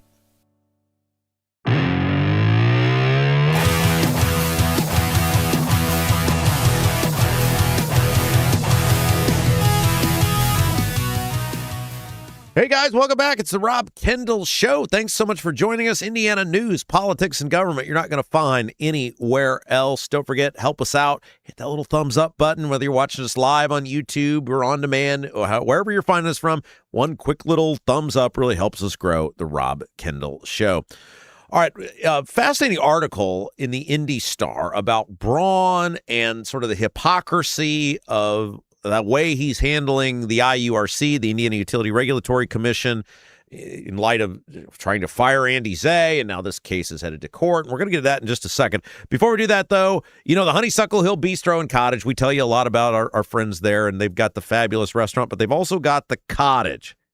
So while you're there, Not only do you get a fabulous made-from-scratch meal, you can also enjoy an evening of it. Make a whole evening of it on the water, in the woods, scenic place to enjoy an evening away. And the great thing about being in Brazil, you're out of the way, but you're close enough. It's not like, a 9-hour drive to get back. Sometimes that's the worst part about vacation is coming home. Quick trip right there down 40 or 70. And so the Honeysuckle Hill Bistro and Cottage. The cottage offers 3 bedrooms, 2 baths with spa-like tile showers, full kitchen, living room with a fireplace, laundry facilities, and a full deck overlooking the lake. And Andy, our guy, one of the owners, when you stay at the cottage, he delivers you breakfast the next morning, 8:30 a.m. in a picnic basket. Of course, Andy did our fabulous sign here for the Rob Kendall Show. Plan a weekend away with the Honeysuckle Hill property on the water in beautiful Brazil. You can book today by visiting their website. Just Google Honeysuckle Hill Bistro and Cottage, Honeysuckle Hill Bistro and Cottage, and you can call 812-443-3003, 812-443-3003. Reserve your getaway today with the cottage. You get dinner at the restaurant if it's Friday, Saturday, Sunday, 812-443-3003.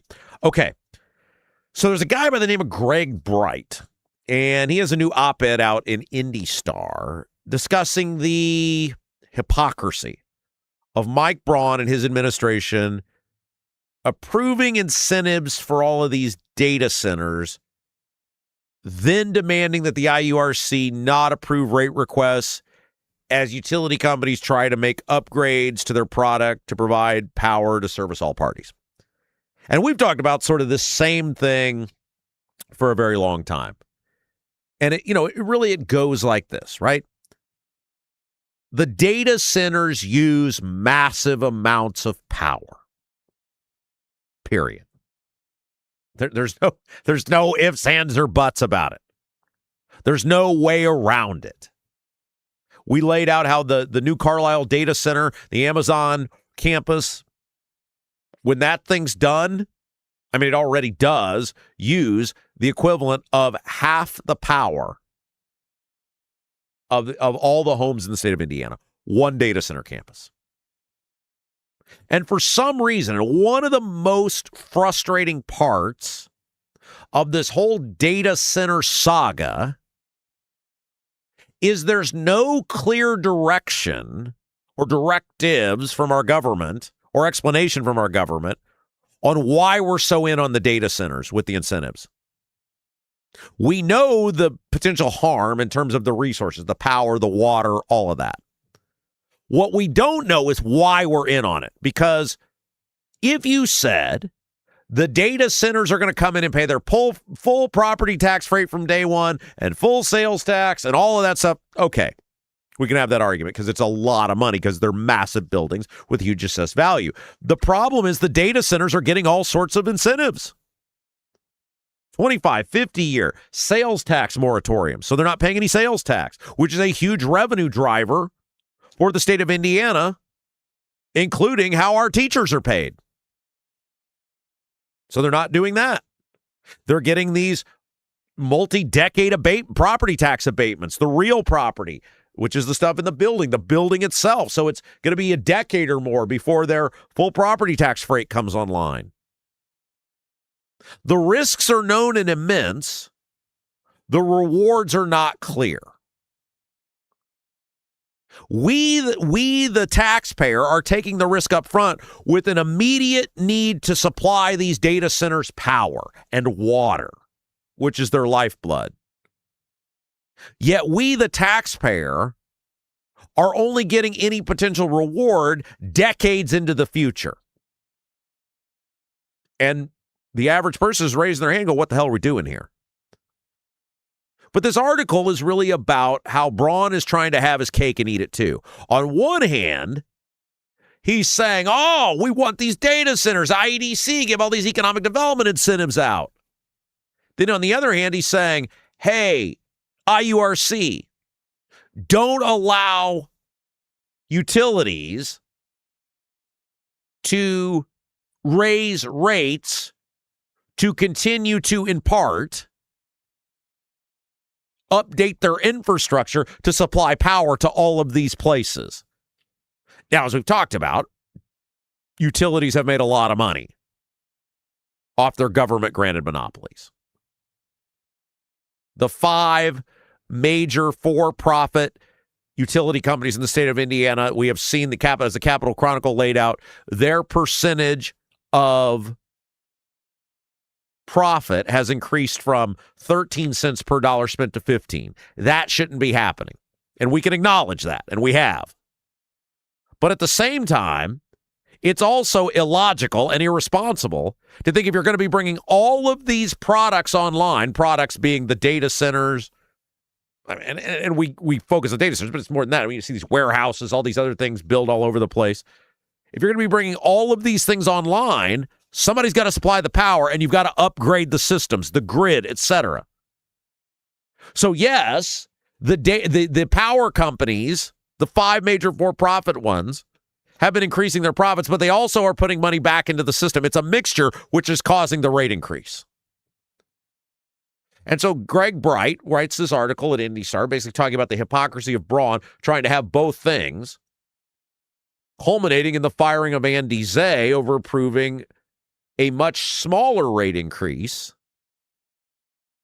than what AES had initially asked for. Remember, here's the timeline on the AES rate increase that got Zay fired, and now this thing is in court, which is going to be fascinating because I think Braun's going to get deposed. The governor of the state is going to get deposed. AES seeks a $191 million rate increase. The IURC and AES come to a settlement agreement on $91 million, so basically half what they asked for. Zay and the 2 other commissioners who approved the rate increase said, no, that's still too high, and agreed on $71 million. So AES got roughly, just a little bit over, a third of what they had initially sought. Here's what Greg Bright wrote in the IndyStar, which you can read today over at IndyStar.com. The governor clearly wants the Indiana Utility Regulatory Commission to say no to every utility increase without thinking through the implications. AES Indiana is unable to keep up with the demands of the Indianapolis metropolitan area as it is. Boy, ain't that the truth. And the data center expansion Braun supports will strain the grid even further. Bingo. Look, I'd believe Braun was more concerned about affordability with electricity if he cut off giving the freebies to the data centers. If the data center, we've gone through this with you guys, the data centers need us more than we need them. Couple reasons. Land is much cheaper, and our access to natural resources, mainly water. The data centers can't exist without those things. Why don't you see a bunch of data centers in the Southwest? Water. Why don't you see a bunch of data centers in New York City? Land. Los Angeles? Land. They need us, and for some reason, we're giving away the farm. If we had said, hey, data centers, you can come here, but you're paying your full freight, and a huge portion of the full property sales and sales tax that you pay is going into a fund to offset other people's rates. I'm willing to hear that. You're subsidizing other people's rates for your for-profit machine. That's a much different conversation than what we're having right now, which is basically data centers come here and they don't pay for years and years and years, if at all, in many cases. I mean, when you're getting full sales tax exemptions, what does that do for us? If it's 10 or 20 years before they're paying the full property tax rate, and I, as a taxpayer, assume all the risk because my electricity rates go up year one, what does that do for me? Yet Braun is trying to blame the IURC for not saying, hey, if everybody's going to have power, you got to be able to upgrade the grid. Bright goes on to write, AES asked for a rate increase of $193 million to build infrastructure to help fix the grid. Okay, stop. They asked for $193 million. Some of it was upgrade infrastructure. Some of it was for their own profit. Let's stop right there, right? A lot of what this guy says is good. It's worth reading. That's why we're doing it. It's not all to help the people. This ask was insanely large, and the Regulatory Commission, chaired by Zay, correctly said no to many parts of the request. as he touches on. Good job by him. Including an increase in its profit margin, leading to only a $71 million rate hike. Bingo. AES agreed to be acquired by a private equity-led consortium, and the IURC chair got it to decrease its profit margin. Remember, BlackRock is in the process of taking over AES. Where is the Braun administration? Why are they not trying to stop this? What are they doing to try to stop it? If he's really concerned about affordability, what is Braun doing to stop AES being acquired by BlackRock? Bright goes on to write, in a better world, this would have led to commendation from the governor and residents of Indianapolis. Instead, Zay was publicly chastised and removed from his position for performing a miracle. I would love to talk to Andy Zay. I think I'm the perfect guy to interview Andy Zay. You would never get a fairer interview than you're going to get with me with Andy Zay. Why? Because I've been very critical of the Zay choice. I said from the beginning, you guys know this. I said, this is not going to go well if affordability is your top priority because he's an institutionalist. So I'm not some Zay homer. Yet at the same time, I look at this and go, I think the guy's kind of getting screwed. I'm the perfect guy to interview Andy Zay because I've been critical of the Zay pick, yet I think Zay's getting screwed. If I were Andy Zay, this would be the best place to sit down. As many of our politicians decide and do, at least ones with some stones. Andy Zay was following the rules and regulations set forth by the state of Indiana. Braun is abdicating his responsibility in all of this because the IURC has to follow the rules and regulations set forth by the governor and the General Assembly. If Braun really wants to fix affordability, he needs to change the rules that the IURC operates by. Then Greg Bright, in his column in Indy Star, he touches on the real issue. This is the issue. If the government is going to allow private for-profit utilities, what we're seeing with AES is always going to be an issue. Here's what Bright writes. If Braun wants to do so, he should stop micromanaging the IURC and instead work with the legislature to create an Indianapolis version of the Tennessee Valley Authority.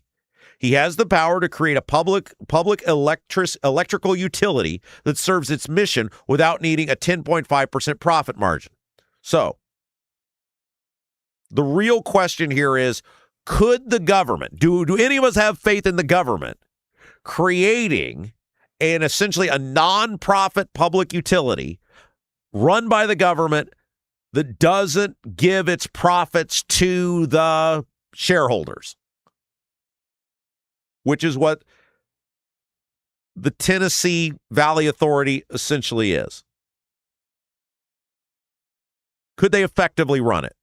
A reminder, the Tennessee Valley Authority covers most of Tennessee, Alabama, Mississippi, Kentucky, Georgia, North Carolina, and Virginia.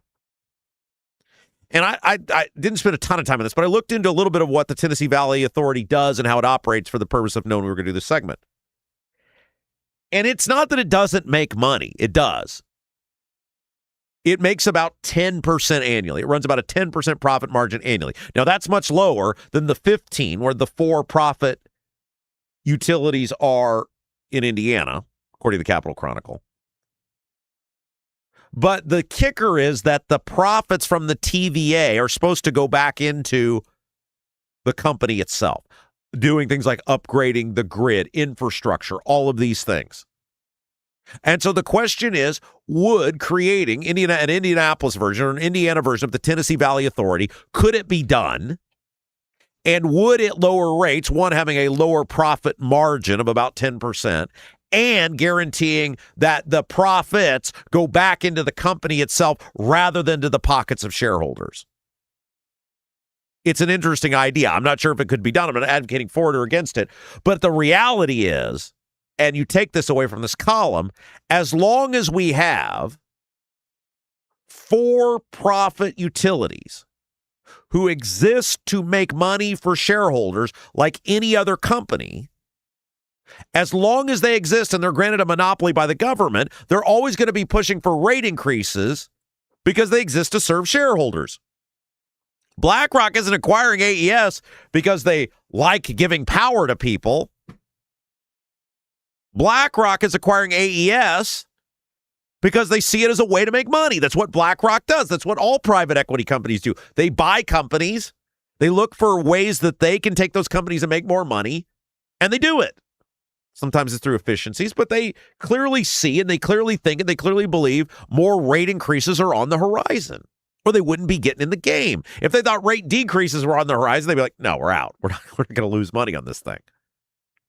So an interesting article. You can read it for yourself. It's a pretty long piece over there at IndyStar.com if you want to read the whole thing. Hey, guys, make your plans for lunch and dinner this week. Double D's Barbecue in Clayton. Was out there last week. It was fabulous. Tina, Dennis, the owners, they are from Memphis. They're serious about their barbecue. They are not screwing around, as the ad says. And it's a little bit of a drive right there on 40 in Clayton, right there at 40 and 39. Totally worth the trip. If you're looking for great customer service, great atmosphere, and most importantly, great barbecue, Double D's is the place for you. Winners of both Best Ribs and Best Sauce at Rib Fest in Hendricks County. They would love the opportunity to show you what they're all about. See the full menu, ribs, brisket, and more, ddbbq317.com, ddbbq317.com. They're open Wednesday through Saturday for lunch and dinner. Get there early, though. All the food made from scratch each day, so once it's gone, it's gone. All right, we're going to take a break, and then we're going to come back. Chuck Pullen from WJOB is going to join us. We're going to be talking about just the disaster of the region, Northwest Indiana, the storms. Chuck's going to give us sort of a little view of what one little neighborhood looks like. We're going to talk about trying to put this all back together, the emergency declaration from the governor, when those people can start maybe seeing some relief.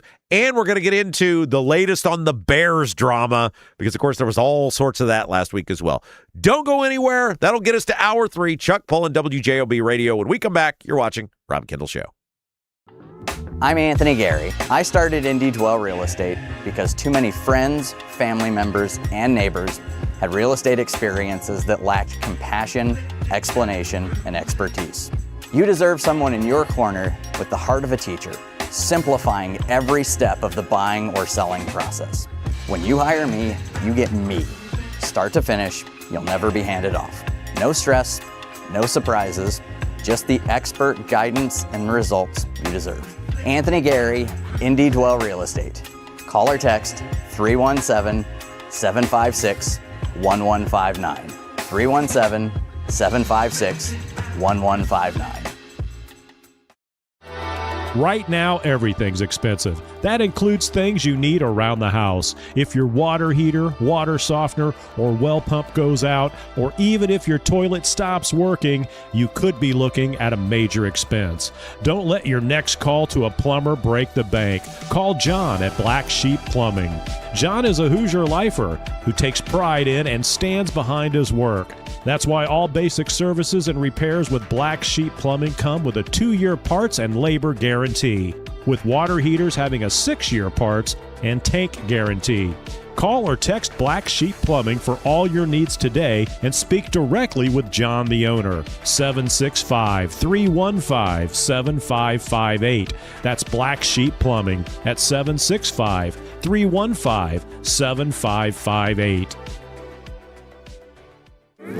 Buying a home or thinking about refinancing? Work with someone local who understands the central Indiana market. Gary Tedrow with Verity Mortgage helps homebuyers and homeowners explore options for purchasing, refinancing, or even consolidating higher interest debt through their mortgage. Gary's approach is simple, clear advice, and personalized guidance, so you can make confident decisions. Visit loansbygary.homes to learn more or get started today. You've got nothing to lose but dollars on your mortgage payment. So call for a free, no-obligation quote, 317-695-5179. Gary Tedrow, NMLS number 179207 with Verity Mortgage, NMLS number 70345, an equal housing opportunity lender.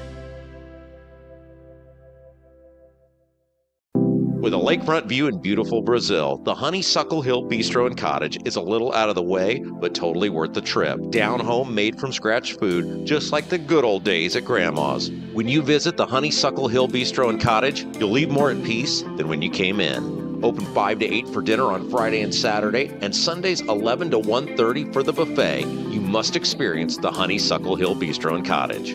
Call 812-443-3003. 812-443-3003.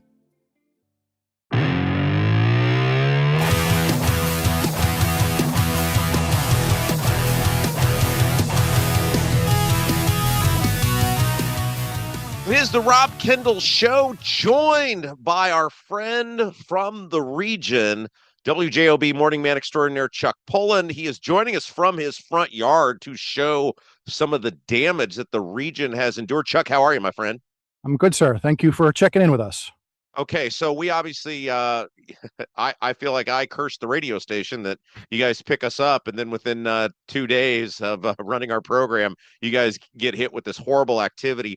Take us through the days, I guess, plural, of, and what the weather was like. You're in St. John, that's just outside of Hammond, so, you're right in the heart of the region. Take us through what those couple of days were actually like. Sure, absolutely. Well, it's real quick before we start. I know Lake County's been in the news a lot lately, but also our hearts are going out to everybody in the Indianapolis area, our friends in different parts of Indiana that are dealing with flooding.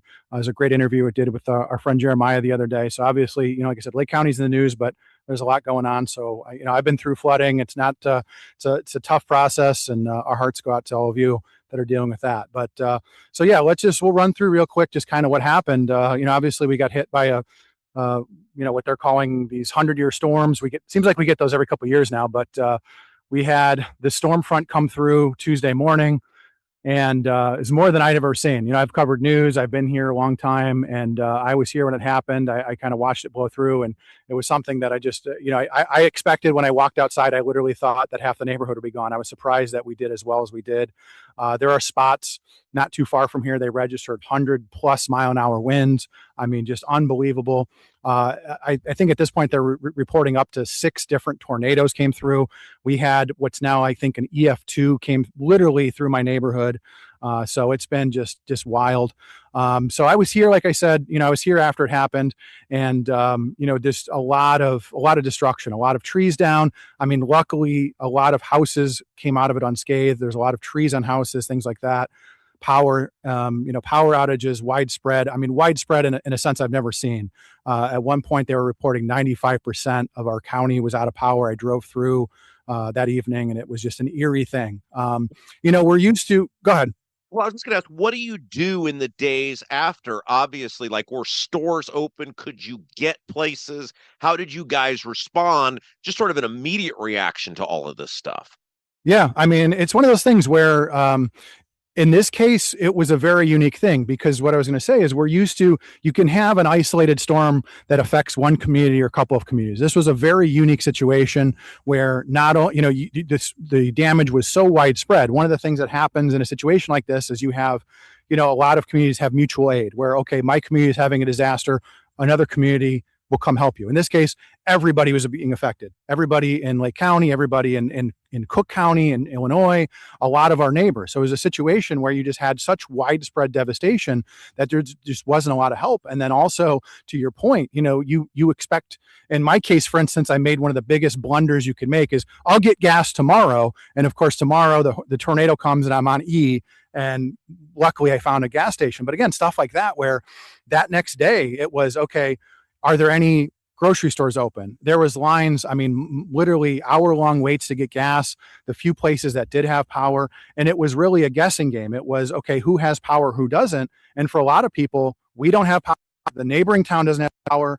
The town after that may not have power. So for a lot of people, it was sort of a struggle. And then, add to that, your power's out, your food's going bad, things like that. A lot of neighbors were joking, hey, we'll have barbecues and things like that. So, I mean, yeah, it was a very, let's just say fluid situation. It was just complicated by the widespread destruction. Here's what was amazing to me, though. You kept the radio station on the air. Now, we have not been on for a couple of days because you guys have had no internet, you've had no phones, but you kept the physical radio station on the air. I get that radio's secondary, but really not. Radio exists to serve in times of emergency. How did you do it? Well, I mean, we actually just got lucky. It was one of those, just a miracle that the station had power. It was a funny thing because we are so internet dependent. Everything is on the internet. So what ended up happening was station owner Jim Deedlow and one of the hosts, Dave Kuziak, were there. They got on right away. The only thing they had was the radio station. They had power. And so literally I was sitting in my driveway. I luckily had internet. They didn't. So I was relaying messages to them. At one point, no joke, Rob, I had to call them. They put my phone on the air and I was just reading Facebook, here's what's going on here. Here's what roads are closed. I mean, again, but it's one of those things where, we just did it. It's like one of those things where we, just like yourself, I mean, you feel that it's sort of just ingrained in you to bring people the news. And this is one of those situations where we were going to find a way, and we did. And hopefully we were able to contribute, because at one point, most of the highways were closed due to down power lines. There were roads that were closed. I mean, obviously, when you have a major thoroughfare and all the lights are out, there are people saying it took, 3 hours to get home, kind of thing. So, we just got it. We just did what we could, brought as much information to the region that we could. It's an incredible thing, and it's what a local radio is supposed to be about, which is what WJOB is when you talk about being the voice of the region. Okay, so you get the federal government to get this disaster declaration. It seemed kind of slow to me. Like when you factor in what's going on in East Central Indiana, Hamilton County, people have shown the pictures, the north side of Indianapolis. It seemed like it took several days to get this. What does that mean now for you guys up in the region, the disaster declaration, and what was the wait like? Well, I mean, here's the thing. At the end of the day, you and I have kind of made a career out of criticizing politicians. I will say this is one of the few times that I could say, look, they did their best, and then nobody dropped the ball. How about that? Everybody did what they could. So, I mean, again, at the end of the day, the governor came up within a couple days. All of the communities, the county, they declared emergency. The governor came up, declared an emergency. I know we're very close to getting an official declaration from President Trump. I believe I assume they're going to declare the entire state, which is a great thing for releasing disaster aid and things like that. So, I mean, at the end of the day, it's like, look, we both criticize government, but I think all in all, I'm going to give my area credit. They all got together, and for the most part, politicians took charge, and, there's a lot of frustrated people up here, but I think at the end of the day, they did what they could based on just the widespread damage. So yeah, I love to criticize government too, but I mean, at the end of the day, they're getting it done. So. Okay. So this is an actual visual behind your house, right? You are in your yard. These are the tree limbs that have fallen from your yard. Is that correct? Yeah, so I live in a cul-de-sac. So this is literally just myself and one or two neighbors. And this is the reason I wanted to set up out here is just kind of show you. This is what every block in Lake County looks like right now. Down my block, I was driving through several of the other communities. This is actually not as bad as some of the other communities. But I mean, again, because of just the ferocity, is that a word, ferocity? We'll go with that. The ferocity of these winds. Massive trees. This isn't like you come outside after a storm and there's a few limbs down. I mean, these are massive trees, 100-year-old plus trees completely uprooted. I mean, and the entire ball leaving a massive hole. It's something that I've never really seen. I was driving through an area earlier where literally every telephone pole for a mile down the road was snapped. I mean, literally imagine just the pole is gone, disintegrated. The wires are just kind of dangling there. I mean, the damage is it's one of those things you really don't appreciate it until you see it firsthand. But then, like I said, it's not contained to one path, one tornado. It's every community dealing with this. And again, it's devastation on a level I've never seen in my years of doing news. Chuck Pullen, WJOB Radio, is our guest. We're talking about the damage done in the region. Here's what I'm amazed about. I'd messaged you, I think, on Friday and said, hey, I'd like to get an update for people on how you guys are doing. And, we've got it set up here where we can do interviews by phone. It's the 21st century. You can take your cell phone and record. And so I'm thinking we'll do that. And you're like, no. I think I'll be okay. I'm amazed. You have a video feed. You had enough internet somehow to pull off a video feed. I'm floored you're able to do this, that your internet is back and working that fast. Yeah, no, it was, I mean, I still have neighbors that days later, they're still without power. So I am just absolutely fortunate that our power was only out for a few hours. I blessed my neighbor here has a whole house generator. So after we helped him, again, one of those things, the neighbors came together. Everybody, as soon as the storm cleared, the neighbors got out. Everybody got their chainsaws out. We came together. We just started, okay, what do you need? Let's clear this tree off of your fence. Let's clear your backyard. So again, one of those great things. I was absolutely awestruck. I was on the toll road the other day. I was seeing utility trucks coming from all over the East Coast. I mean, you name the state, from Florida all the way up to New Jersey and New York. There's literally a tent city for the utility trucks that came in from out of state, set up at our local mall. I mean, just to see the number of people that have come here to help us, it's absolutely just, it really means a lot to us. But again, this whole idea that just, neighbors come together. Here's what I've got. I've got a whole house generator. You guys can plug in. I've got this. You don't. We were setting up charging stations. One of our parks had power, so I said, let's go set up some charging stations. Churches are setting up shower facilities. I mean, it just, restaurants are giving away free food. We're having barbecues. The grocery store, we're going to give away free food out front. So, I mean, again, it's one of those things where it really, it renews your faith in your community and humanity, where in a situation like this, everybody kind of comes together and says, here's what we've got, who needs help. And it's been really it really has been great to see. Yeah, and it's so wild because you guys have this day or day and a half, whatever, of activity, right? And it's horrible winds. And it's having owned a radio station in a Gulf Coast, in a Gulf state, an East Coast state. I'm fully aware of the damage that hurricanes can do, right? And you always think of hurricanes as the winds, right? I was always worried the tower was going to blow over. Yet the two things that did our radio station in that got us twice was sustained rains, not winds. And so it's wild that you guys had this very, relatively quick, high wind, high impact action. And in the rest of the state, it has been these sustained rains, and the state has really been damaged by two separate sorts of activity. It's very wild that they've happened at the same time.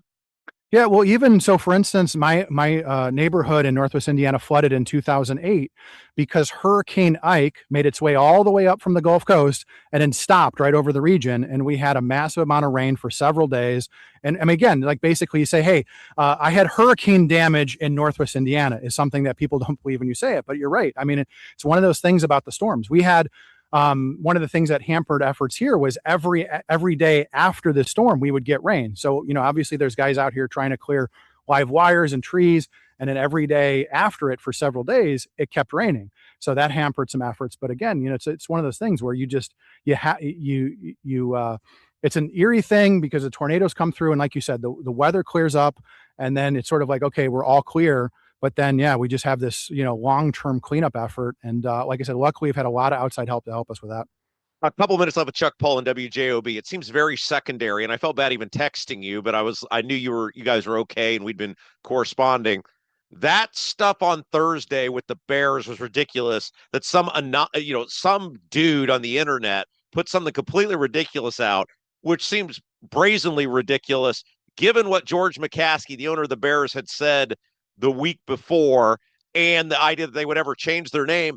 And yet everybody ran with it. There was some big announcement. They were going to be the Indiana Bears, including a U.S. senator and a state rep, amongst others. You and I were chuckling. This is where we're at in 2026. Some random guy put something ridiculous out after apparently getting catfished, and everybody just goes with it, including our government officials. Right. No, I mean, again, I call Facebook monetized misinformation at this point. I mean, at the end of the day, that's those same people are on X and Facebook saying just the most ridiculous things. And it's all about clicks. I mean, you and I grew up in a world where, for me, it was, journalism was always about getting the story out quickly, but being as accurate as possible, having sources, things like that. I mean, and that's the thing. We're still in this sort of transition where people can just go on Facebook and go, well, I have an unnamed source in the organization, and they're saying it's going to be the Indiana Bears.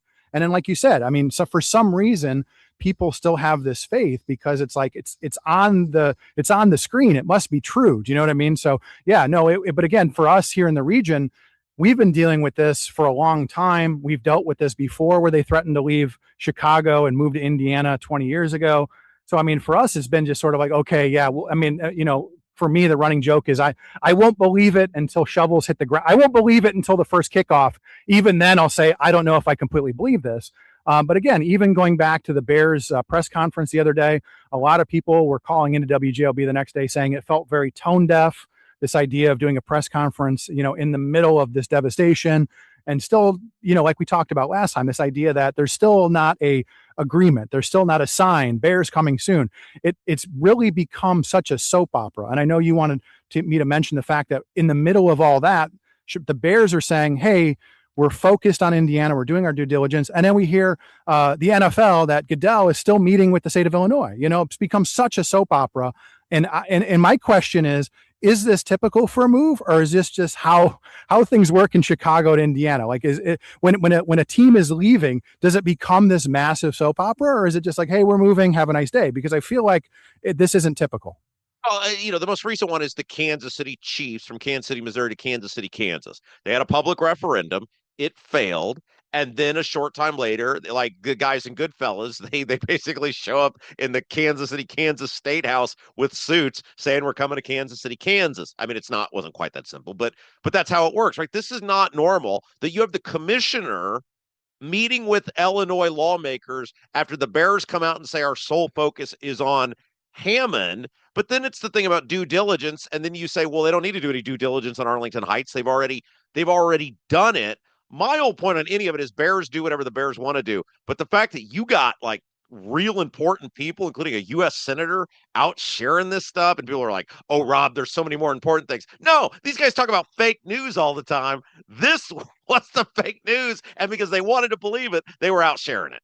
Well, no, I mean, I think you hit the nail on the head, is that they want to believe it so much. But again, at the end of the day, you would think that the governor, you would think that they would know what's about to happen. I would assume the Bears aren't just going to show up in Hammond one day and nobody knows about it. Say, hey, we're here and we're doing the ground. You know what I mean? Like, you would assume that our state legislature, our state, representatives that they would know what's going on. So this idea that, that our senator doesn't know what's going on and he's sharing a Twitter post is amazing to me. And you're right. I mean, again, I don't know, I've been so confused. How about that? I've been so just perplexed by this whole situation.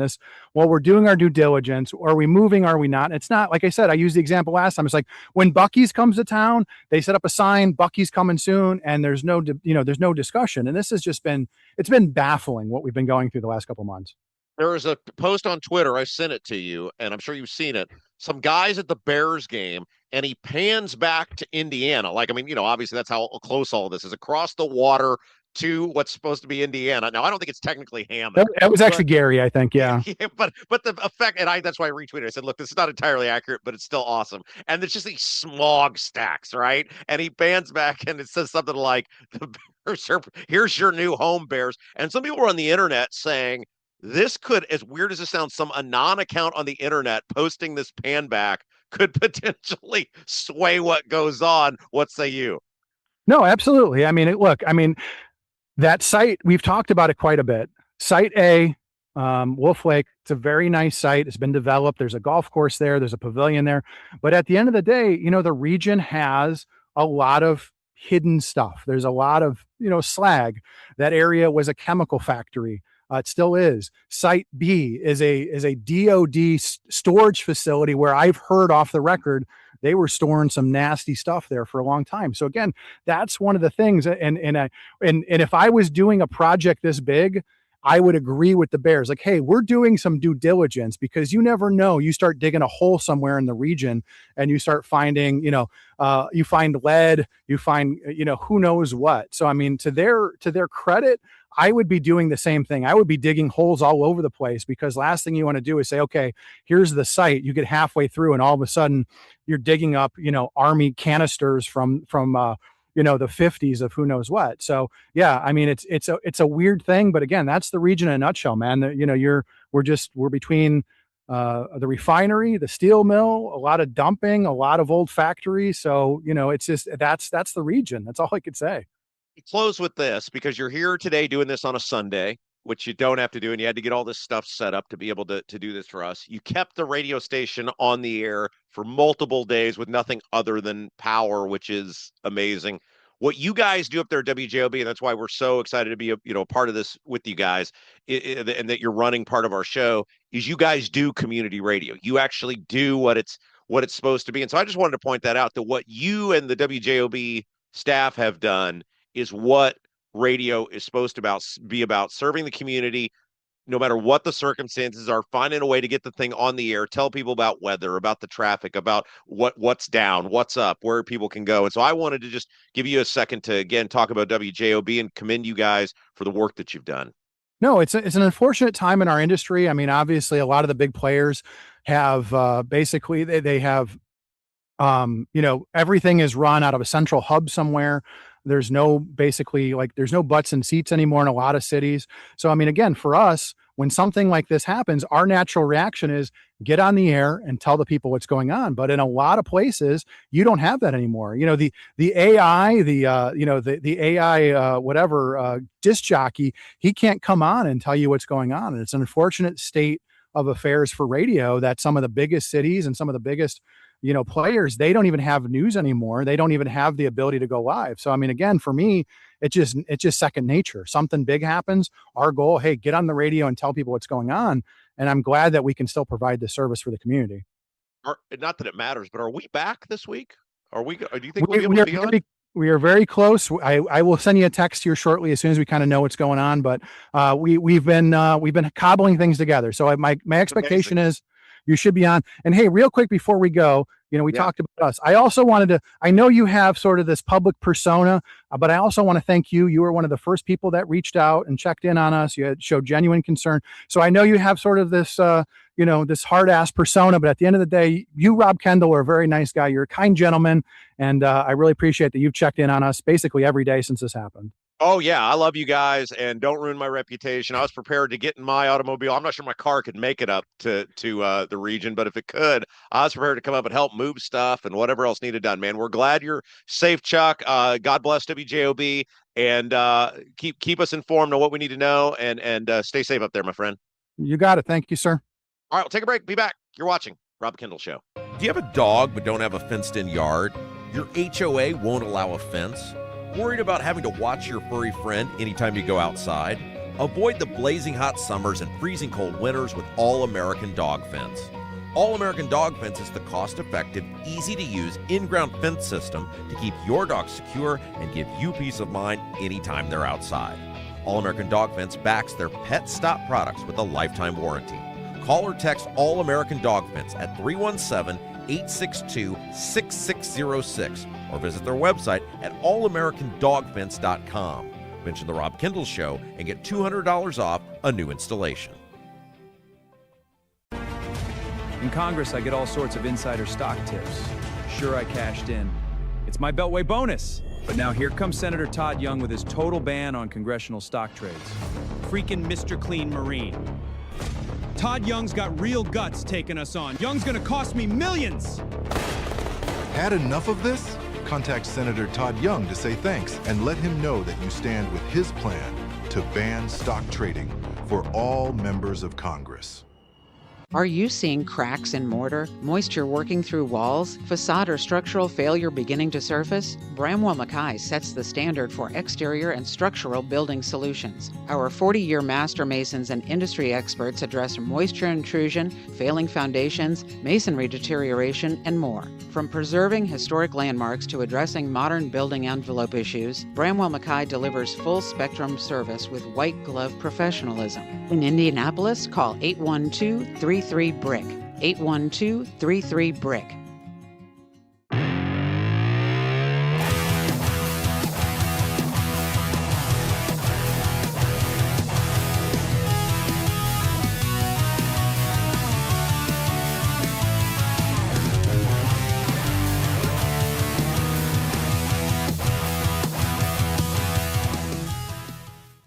Hey guys, welcome back. It's the Rob Kendall Show, Hour 3, brought to you by the great John Russ. Thank you, John Russ, for allowing us to bring you a third hour each day of Indiana news and politics and government you're not going to find anywhere else. And speaking of John Russ, if you haven't done so yet, make sure to RSVP for that big old party going on at the Palatial Rust Estate Saturday, October the 3rd. Jason's birthday. It's going to be a big old bash. It's totally free to attend. Would love to see you there. I'm going to be there. Jason will be there. Well, here's what we got. It's a celebration of America's 250th birthday at the Palatial Rust Estate in Seymour. You got live music. You've got an antique car show. You've got lunch catered by Double D's. You got birthday cake for Jason's birthday. I'm going to give a speech on how great the country is. You can come hang out with us. And I think Oktoberfest is going on there in Seymour that same day. So when you get done with the event, you can head over there for that. Event starts at noon. All you got to do is RSVP, and that way John knows how much food to order. So here's what you do. You send an email, rustforamerica@gmail.com. rustforamerica@gmail.com. You say, hey, John, here's my name. I want to come hang out with all the other Rob Kendall Show listeners and viewers, and here's how many people I'm bringing with you. That's it. And then, bam, you're in. rustforamerica@gmail.com. Thanks to our great supporter, John Rust. Of course, we got a whole bunch coming up here in hour 3. We've got some stuff to get to, and then Jason's going to have the best YouTube comments of the day, brought to you by Black Sheep Plumbing. Before that, though, do you guys have a dog but don't have a fenced-in yard? Maybe your HOA, not going to allow a fence. Worried about having to watch your furry friend anytime they're outside, whether it's freezing cold winters, blazing hot summers, torrential downpours, whatever it might be. That's where All American Dog Fence comes in for you. It's the cost-effective, easy-to-use, in-ground fence system designed to keep your dog secure and give you peace of mind anytime they're outside. All American Dog Fence, the owners are Kelly and Jeff. They got 3 dogs themselves, and they so believed in All American Dog Fence, they bought the business. Here's what you do. You call today for a totally free, no obligation, no hassle quote. Find out all the information. Kelly and Jeff, they're the owners. They'll get back to you. 317-862-6606. 317-862-6606. The website, you can get there as well, allamericandogfence.com. allamericandogfence.com. And what an unbelievable deal. All American Dog Fence prides themselves on 2 things. Number 1, price compared to the big guys. And number 2, customer service. And right now, when you call or text 317-862-6606 to get more information, if you mention I heard about you on the Rob Kendall Show, you're going to get an incredible $200 off. $200 off just by mentioning you heard about them on the Rob Kendall Show. All American Dog Fence, 317-862-6606. Okay, just a reminder, if you haven't done so yet, welcome to the Rob Kendall Show. We're so pleased you're here with us. Give us a little thumbs up if you're new, if you're old, not as an old as a person, but an old, long-time listener. Whatever you are, give us that thumbs up. Really helps us grow the program. Whether you're watching us live on YouTube or on demand, that thumbs up can make a world of difference. Okay, but there it is. That's what I'm looking for. All right, Financial Times has an article out about a new nationwide poll in which 53% of registered voters say their finances have deteriorated since Trump took office back in January of 2025. The poll was conducted by a group called Focal Data, and 53% of people say their financial situation has deteriorated since Trump took office in January. Now, we talked about this before. I think this midterm is going to be fascinating because neither side has anything to offer anyone. This midterm is going to be wild because neither side has anything to offer anyone. The Democrats are trying to fend off a bunch of maniacs taking over their party. They're losing, by the way. We're not that far removed from Biden running the country into the ground. They have no sales pitch whatsoever on affordability. They have no sales pitch on the economy whatsoever. They have no sales pitch on anything that is different from when they got smoked in 2024. And so while statistically you should say everybody hates the Republicans, Trump's way underwater, which we'll talk about in a second. The Republicans have totally blown their opportunity. Historically, statistically, it should be a banner year for Democrats. But we're not seeing any sign of that, given the fact that the Democrats haven't offered a viable alternative. The poll, the same poll by Focal Data, shows Democrats with a 6-point generic ballot lead, 51-45. That's okay. It's not great. Given how poorly the Republicans have governed, it should be 10 points or more. And yet the Democrats, because they offer no viable alternative, can't get out of their own way, totally beholden to the maniac left of the side of the party, they're not going to blow the doors off anybody. I think most people think right now they're going to get the House of Representatives back, and they're going to maybe pick up a few seats in the Senate, but they're not going to gain control. Almost 57% of independents and nearly 1/4 of self-identified Republicans felt their finances were worse off under the current president. Normally, that's a death sentence politically. Pack it up, right? 25, 30, 40 seats going to the other side. I don't think that's going to be the case this time. Now, I do think the Democrats are going to get control of the House because the margins are so thin to begin with. But when you factor in the gerrymandering done by Republicans in some states, and the Democrats not having any coherent message, and the Democrats picking a bunch of maniacs, and the Democrats losing the messaging battle to those maniacs, I mean, you bring it here locally, which is what we always try to do. It's why I'm going to be fascinated with how Greg Ballard does. Because I think both sides have so alienated any person with any sort of independence. Now, the Democrats in Indiana are motivated because they have, by their standards, an A-plus candidate in Bo Bai, who he is doing as I thought he would do. He's not making any big mistakes. He's running the playbook. I mean, we talked about this before. These consultants that you go to, all of these big-time campaigns, they have the consultants. And I've been around these guys long enough to know there's like 4 or 5 playbooks that the consultants use. And how they respond to the opposition, how they run their own ads, it's all in a playbook. There's a handful of these people who do it. Most of the big-time candidates go with one of a handful of people. They open a playbook and they go.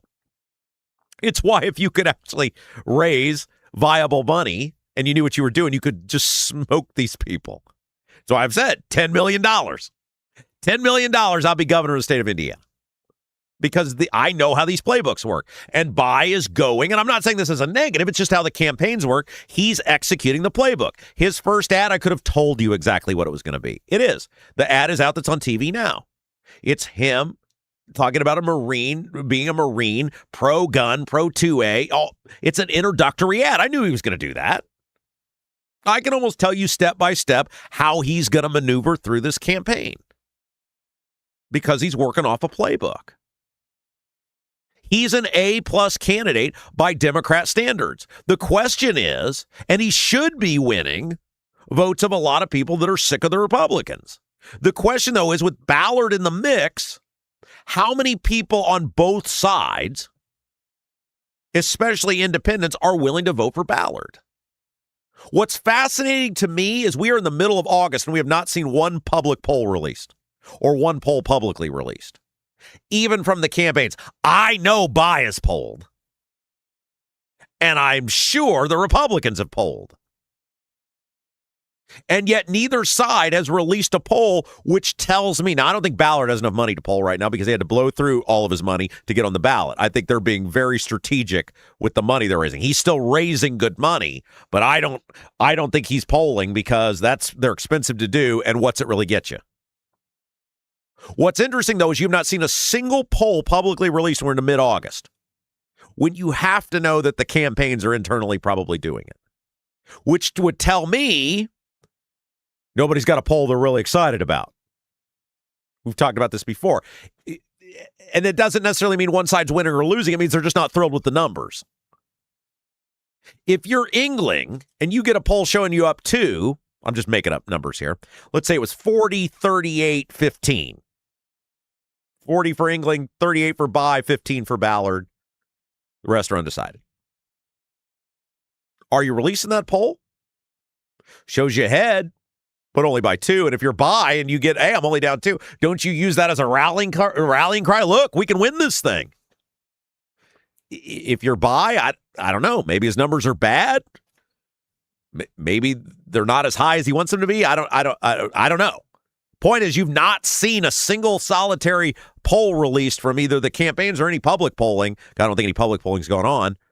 But I would be floored if the campaigns are not polling. And so I wonder what the appetite in America is, or specifically in this case, in Indiana is, for an independent candidate. Now, Ballard's got some issues that hurt him. He's tied into all the people. He's running as an independent. He's tied into all the people. I mean, there's all sorts of photos of him with Holcomb and all these other political power brokers and Democrats. And I don't know. I don't know if that's going to hurt him or not because he's running as an independent, but he came from the power structure. Oh, that's right. They have debates coming up now, don't they? August 26th, and then I think there's one in October 7th. I think that the 26th is like a forum type of thing. And then I think the TV debate is October the 7th. That'll be interesting. I would think we'd have some public polling by then. My point on all of this, though, is to come back to this Financial Times piece on the focal data poll. Among registered voters, 64% disapproved of the job Trump is doing, including 7 in 10 independents and around 1/3 of Republicans. That polling matches all the other polling we've seen, basically. How do you not lose seats when the president can't elevate? Normally, I would say, how do you not lose a whole bunch of seats when the president can't elevate? But in this case, the Democrats, because they're so wed to the maniacs, and I don't know if people are going to go for that. If the other side's given you no viable option, can you leave what you already know? Especially when you know that side, if you're truly an independent, is getting more and more into bed with complete crazy people. Which brings me back to, right here in Indiana, how many people are willing to say, I've just had enough, and I'm going to try something different? Fascinating times. Speaking of fascinating, it could be a fascinating time to buy or sell a house, and that's where our guy Anthony Gary comes in, Indy Dwell Real Estate. You know, he doesn't just show houses. He finds you homes with everything you're looking for, explains your options, and gets your offer accepted without you losing sleep or sanity. You'll never be handed off to an administrator with Anthony. You get him from start to finish. Put Anthony's expert buying strategy and experience to work for you. Call or text Anthony Gary, 317-756-1159. 317-756-1159. All right, we're going to get to Jason with the best YouTube comments of the day, brought to you by Black Sheep Plumbing here in just a moment. But first, I wanted to go back to how we kind of started the show and then in the middle of the show, that Spencer Deery interview. And the thing that blew me away, and this is what you have to keep telling yourself, and it's so hard. Like, it's so hard for people to get past thinking of politics and sides. And I'm not just talking about Republican or Democrat, because in this case, it's Republican and Republican. But so many people, they pick a team, they pick an ideology, they pick a whatever. And okay, well, I'm for that person, so whatever it takes to get them to win. Even if it's not right. This court case with Spencer Deery is about something pretty big. And that is a court going to say it is okay for your vote to get invalidated because the government didn't do their job? I mean, I was blown away at the idea that I did not know, and he was very specific, and I'm going to post the interview once we get off the air here today. You know, all of our interviews are posted on the videos tab on our YouTube section. And you obviously can go back and watch it, rewind and watch it here too. I was blown away at the fact that a bunch of these invalidated votes were made in person. I thought they were mailed in. Not that that would make it any more okay, but the fact that a bunch of these votes with the Recount Commission threw out, in which the in-person vote intention is even more clear. It's pretty clear with the absentee, but these votes were made in person and were thrown out. The intent of the voter is clear. And if we're going to say the intent of the voter doesn't count and the intent to vote doesn't count and the act of voting doesn't count because some government official didn't do their job, then we don't even have a right to vote anymore. You now have the ability to vote as long as the government does their job. And if someone has a different interpretation of this, I'm willing to hear it, but I haven't heard that from anyone. The voter did everything the right way. The one that got me, this is crazy. And again, go back and listen to the interview if you haven't heard it. The one that blew my mind was the voter who, according to Deery, went to vote, was told they weren't in the system, was given a provisional ballot, fills it out. They're like, I'm totally registered to vote. Was in the system, registered to vote, was told they weren't in the system, fills out a provisional ballot. Then they find out the person is in the system, according to Deery. Mistake there by the people doing the voting operation. And then still on the provisional ballot, even though they were in the system, so they shouldn't have had to fill out the provisional ballot, they screwed up the provisional ballot and it got thrown out. How is that person, they are now denied their right to vote and they did nothing wrong?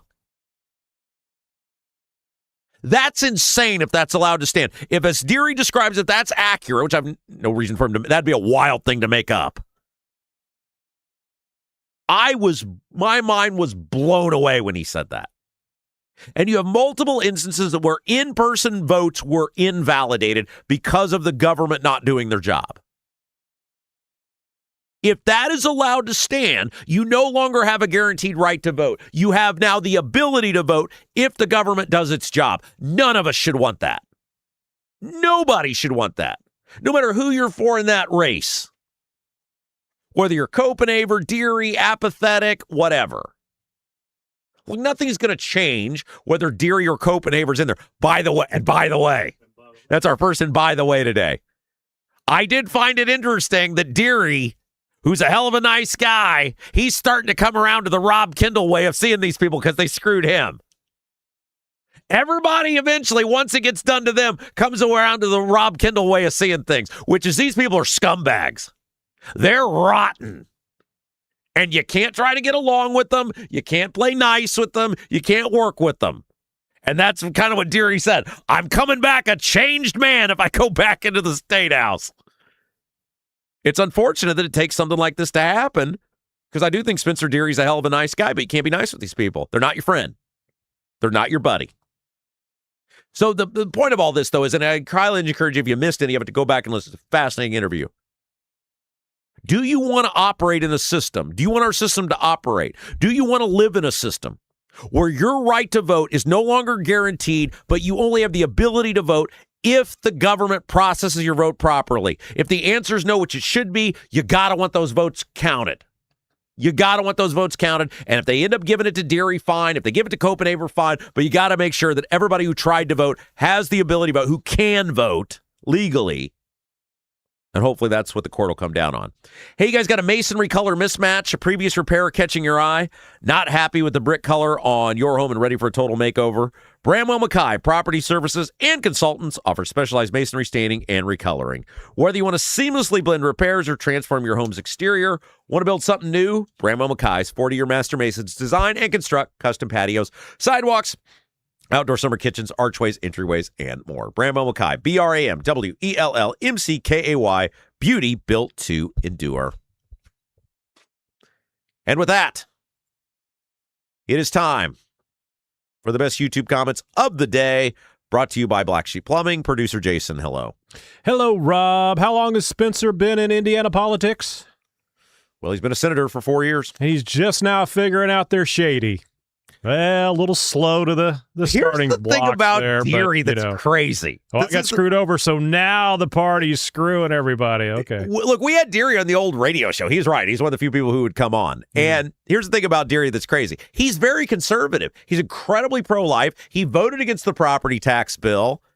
Yeah, he's a Mitch Daniels guy, so Banks hates him. That's why they wanted him taken out. But it's just like, and I've seen this countless times with people in the political system. Rob's and I'm going to say Deery said I'm the worst, but Rob's the worst. Rob's wrong. Rob's a shock jock. Rob's a this. Rob's a that. I had a local elected. Would you rather have a Democrat in office? And then it happens to them. I had this happen the other day. A local elected official did this to me. They sent me this long message. This person had been so mean to me on social media. You're all the stuff, right? You're just doing it for clicks. And then they sent it to me, and they were very nice. They were like, and they came. They said, "You were right. I admit it. I didn't see it until I got in there. And now it's exactly as you said it is. I'm sorry if you want to rip me on the show. I just felt an obligation because I was so mean to you to apologize to you." And I said, I'm not going to do that. But it's like, you have to stand up to these people. You can't get along with them. You can't work with them. That's why I get pissed off when these conservative media people are buddies with them. You're doing a disservice by not holding these people accountable. You're doing a disservice by not challenging them. You're doing a disservice by buddying up with them. These people are the worst. They are the worst. There is no getting along with them. And he only figures it out when it happens to him. That's right. Yes, had he won he had the three, he wasn't complaining when he had the 3 votes on top.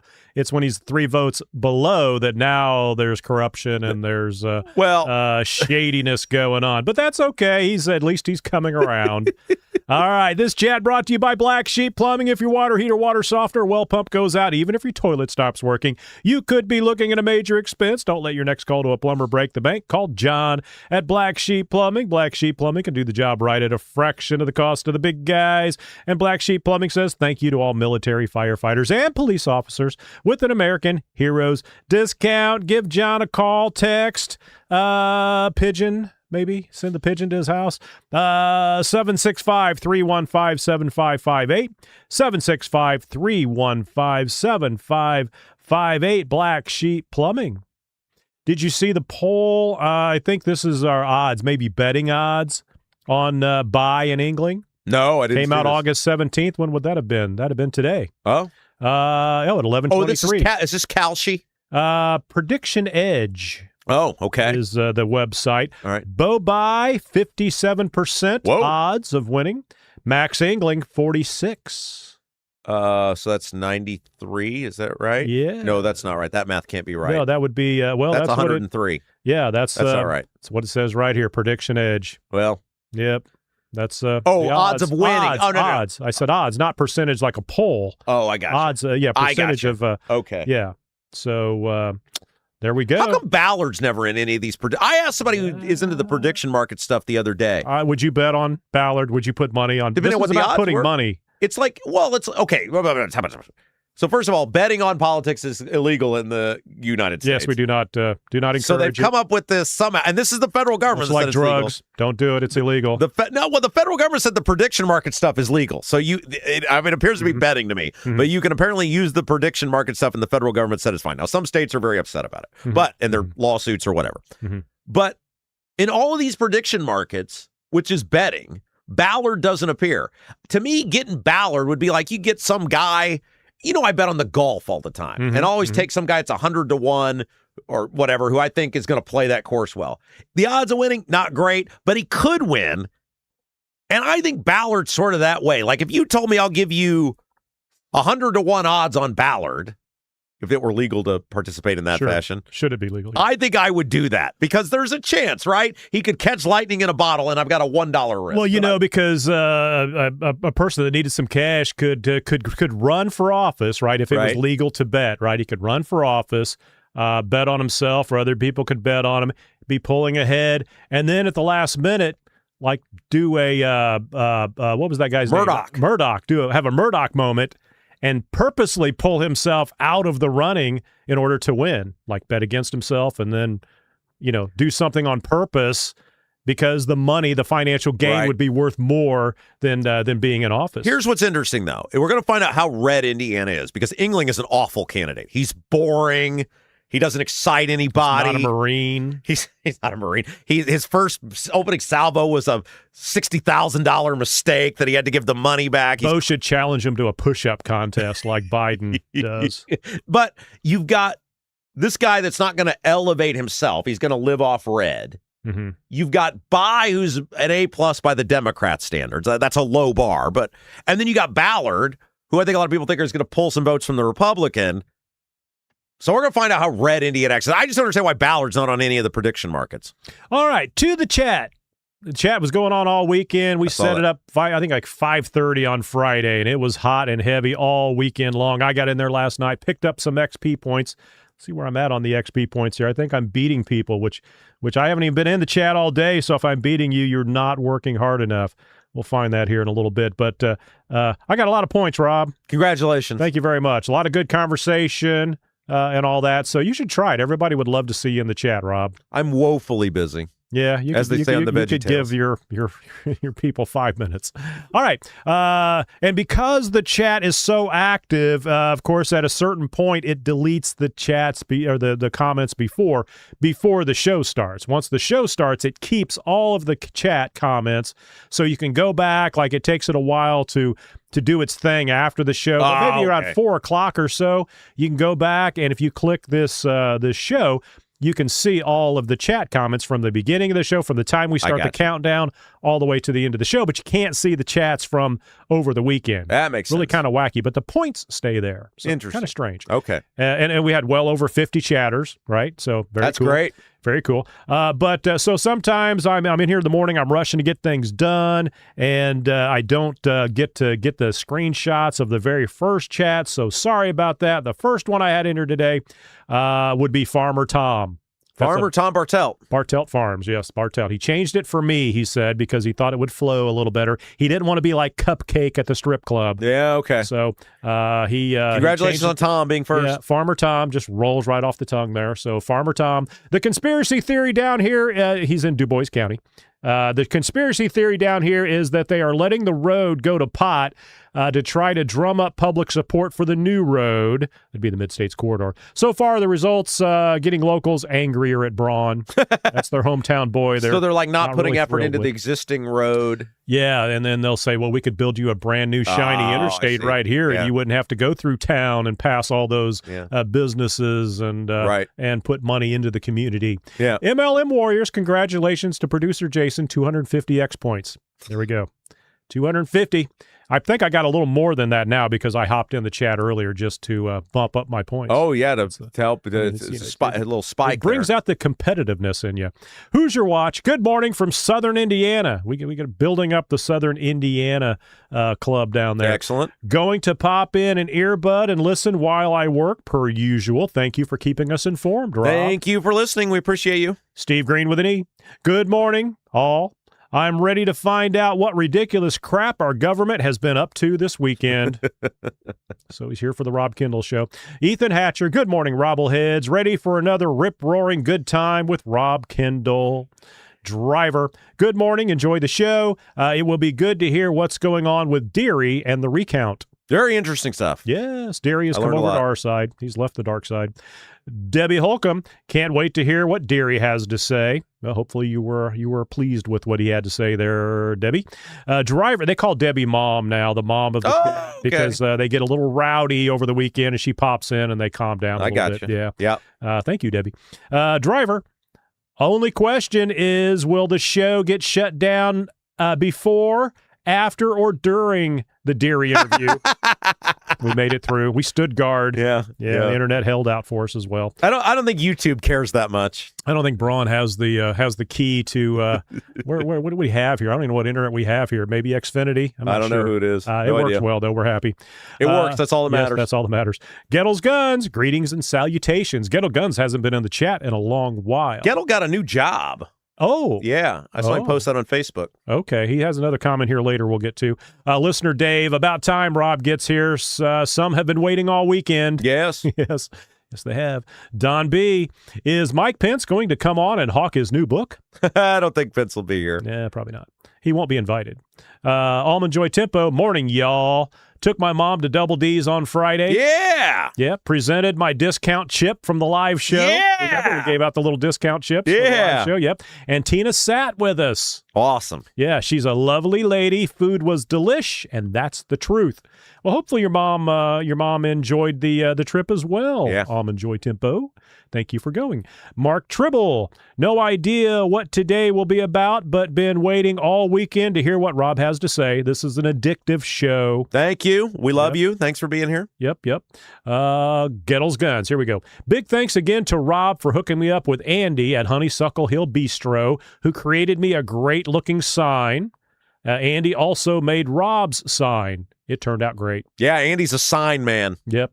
There we go. Well, he's becoming one. Yeah, whether he wanted to or not. He's a man of many, many talents. Andy's awesome. Yes, he can do all sorts of stuff. He's a handy including man. cook. He's awesome. Yep. Steve Green with an E.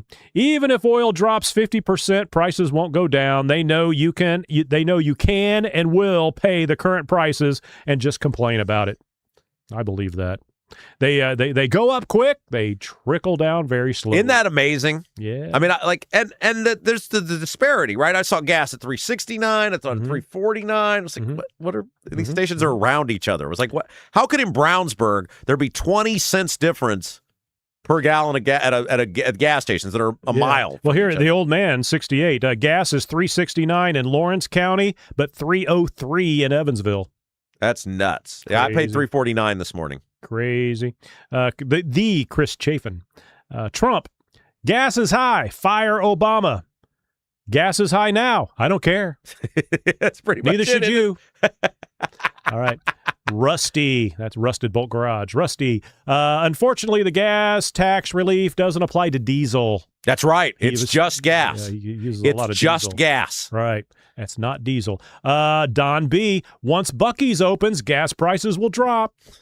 He's going to single-handedly change the market. The Chris Chafin. Buc-ee's will save us. Gravity Hill Gambler. Buc-ee's will open the straits. The beaver. The beaver. That's right. Clear that dam. Melissa Cooper. I voted for Trump, and I don't regret considering the I voted for Trump, and I don't regret it considering the alternative, but I'm disappointed with the high prices. I think that's where a lot of people are. Yeah. Yeah. Okay, MLM Warriors. Thank you to all the sponsors of the Rob Kendall Show. That's right.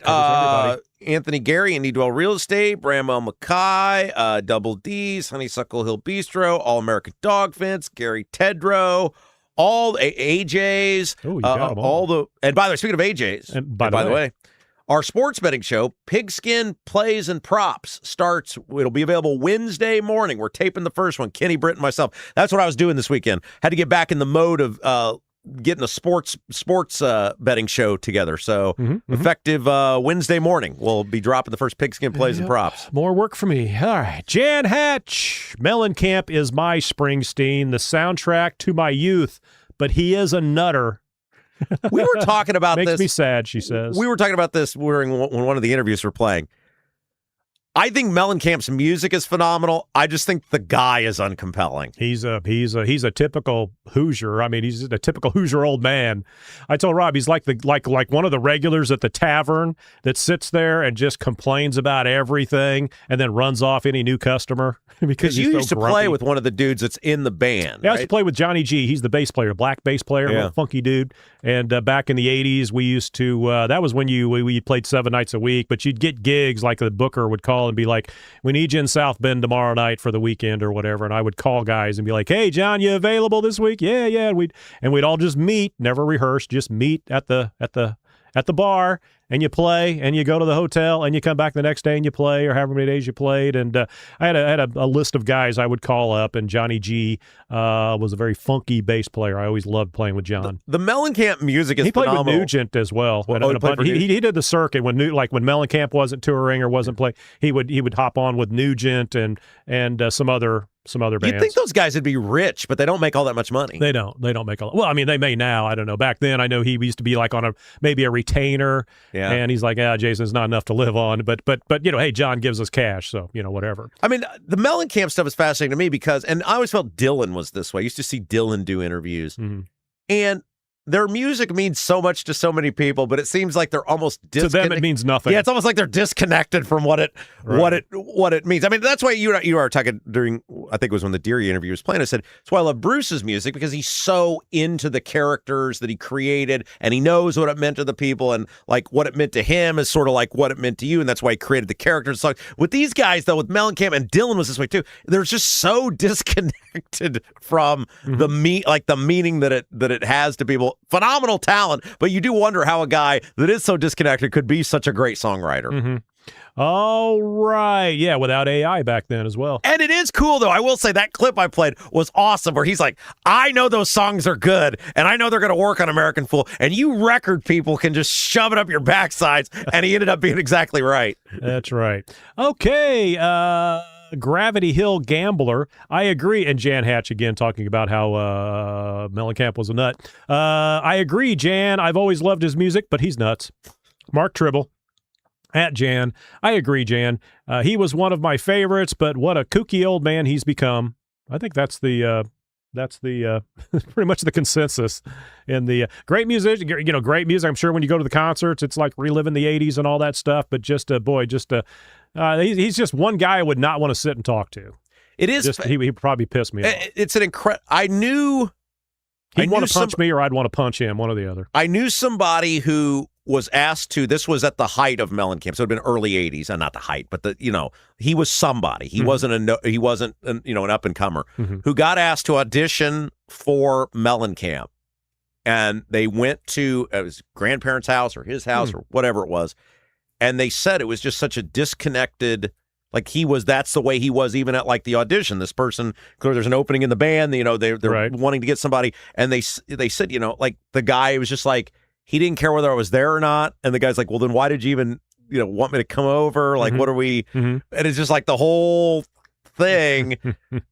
I need the music to mean more to the artist than it means to me as the listener. That's what I need. Right. I need it to mean more to you than it does to me. By the way, everybody in the chat pointed out that you did not include Black Sheep Plumbing in the when you named off the sponsors. I thought we did that right now. Well, but you didn't as you were naming. Well, Black Sheep Plumbing's awesome too. How about that? Jeez Louise. Sure, John's pissed off. I'm stopping my advertising right now. Rob forgot. Jeez, I was wondering if you were going to get through. Once you start naming people, it's like, oh crap! Now I got to start going through make sure I get everybody in there. All right, Charles Ludi. If we learned anything from the scamdemic, it's that Americans really don't have much fight in them, even in the face of oppression. If government pulled this again, it wouldn't surprise me. I agree. Yeah. I think they would get away with it. Fall right back into. Oh yeah, it. I totally think so. They just complain. Yeah. All right, Rusty, hit the like button. Thank you. Yes, hit the like button if you haven't done so yet. Please. Drew, what's the website again? It's robkendallshow.com. Hit the support button, please. Debbie Holcomb, thank you, WJOB. Yes, thank you, WJOB. Thank you, WJOB. Mad Duck, free plumbing, plus the plumber pays me. Sounds like a bargain. I don't think it's free, but...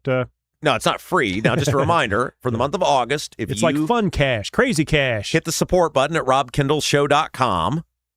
Whatever amount you give, up to $100, if you show John, Black Sheep Plumbing, the email that I send you, the thank you email, because the thank you email is the now modern day thank you card, he's going to double that number up to $100 in credit. So if you gave $50, you'd get $100 in credit for the month of August if you call Black Sheep Plumbing. $100 would be $200. That's the max he's willing to do, but that's very generous. So if you even if you don't want to support our show, even if you hate our show, if you want discount on your plumbing, right? It's a good business move. Absolutely. All right, Charles Ludi back once again. My neighbor's kid got to meet Sophie Cunningham at a basketball camp. How neat. Debbie Holcomb. Sophie is a wonderful role model for young girls. She was at the bar singing the Red, White, and Blue over the weekend. Yeah, did you see that? Well, I didn't hear it. I saw that she was up there doing it. She got up on the. Yeah, they won again last night. That's what we were in the chat talking about. Oh, that's right. It was last night. It was the end of. You watched the game, I'm sure. No doubt. I saw the chick miss the layup at the end, the point blank. Yeah, that was Reese. Yeah, Angel Reese. Why? Okay, it would have been awful if she'd have made that because they would have won in regulation, and it would have been her. They would have been all over ESPN. Okay, you have to help me with this because I know nothing about the WNBA. But all I hear about is how good she is, and there was a low light reel of her missing like one point She's blank the shot. She's the leading rebounder, but the clips you always see are, she'll shoot a layup and miss it, and then shoot it, get a rebound and play it up again, put it up again and put it up again. And she's she's not a bad player, of course. I mean, she obviously is talented, but she herself was saying that what she did herself in with was when last year, 2 years ago, I'm sorry, whenever her and Caitlin both got drafted. Everybody's talking about how great Caitlin was. She herself said, I'm better than Caitlin. I'm the actual star. It was like Magic and Bird. Yeah. If Magic had been like, well, I'm really the star of the show here. I'm really the one everybody wants to see, but yet nobody's watching you. It was just very awkward and strange, so that really turned a lot of people off. And, of course, people say, well, it's because she's black or it's a racial thing and all that. It's like, no, she's just very stuck on herself, and that's not a very attractive thing. There were the highlights from the game last night because everybody was reposting her missing that point blank layup to win the game. Right. That Enos Cantor dude would score 80 points a game against these chicks. Well, yeah. I don't think many people argue about that. I mean, I'm watching this like, what a freaking joke. Right. But the Fever won in overtime because Angel great. Reese missed. And That's wonderful. Yeah, they won in I'm overtime. very happy for you. Moved up to I number hope you had 4. your pennant and foam Continued to number finger 4. ready to go. I don't have the foam finger, but I did watch. I don't seek it out. It's like it was on, so I flipped on. And I knew that, like, I think Kevin Branham, which he's not been in today. Where's Kevin at? Is Kevin okay? I hope he's okay. Haven't seen his name in here. I think he's a big Fever fan, and a couple other people are, maybe Spray Jockey and a few others. And so I thought, well, I'll hop on and see if they're talking about it. And, so we watched them win. All right, Steve Green with an E. The geese need to be taken off the protected status. Oh, that's because Charles Ludi said, talking to Drew. Wait a minute. Let me go back up to the beginning, up to the top here. You have confused everyone at this point. Here we go. Drew, we should feed the Canadian geese to the homeless. What? I don't know where that came up from, but most people don't like geese. They were talking about geese. Bob Schwarm Feed them to the homeless. Bob Schwarm said they're a protected species. Why? I really not sure. And Drew says, yeah, we should feed them to the homeless. Use the way you can get rid of the geese and homeless get to eat. Oh, okay. I think that's what Drew was. For the homeless. I think it was tongue in cheek. But he's talking about like cook the goose. He's not you would cook them. Feed them a goose. Yeah, okay. That'd probably be. I gotcha. Bacteria there with fresh geese. Charles Ludi then responds, "I've said as much so many times. Shoot the geese and send the meat to the grateful third world." I don't know why we're talking about geese, but Steve Green, the geese need to be taken off the protective status. So not a lot of. I hate geese. They're worthless. They're mean. They're mean. They're messy. Yeah, stay away from them. I will go out. If I hear one, I'll look out the window and I'll go outside and shoo them off my property. Now, shoo them onto the neighbors. It's like, go poop over there. This is not a toilet. You're on the HOA board, right? I am. Do you have a pond in your neighborhood? We do. And man, I'm glad we got a meeting tonight I have to go to. I was told one meeting a year, and there's one tonight at somebody's house we got to go to about the ponds. And we had to pay to have the geese removed before. Yeah. Yeah. And what sort of board member are you? Are you rule with an iron fist? The one that doesn't like to be on the board. I did it because they can't get people on there, and I've been there for 20 years or whatever, so I was like, okay, I will if it's one meeting a year. And then now it's a special meeting about what to do with the pond. So if you hadn't reminded me, I would have totally... Dang it, why'd you have to remind me of that? I will never Why did we have to talk about the geese? I will never live in a neighborhood ever again that has an HOA. I will never do that ever again. Keeps the riffraff out. I will forever live on town or city streets or a place. Well, some of them are very, very, strict. I don't live in a strict one. It's just like, take your trash cans in. Don't leave them there all week. Don't park your semi in front of my house. And I think that's about it. It's the only 2 rules we have. So pretty lenient. What's your HOA fee? What do you say? Be a good member of society, and don't put chickens in your backyard if you live in a suburb. What's what's the fee? It's not very much. I forget what it is. Maybe like $85 a year. A year?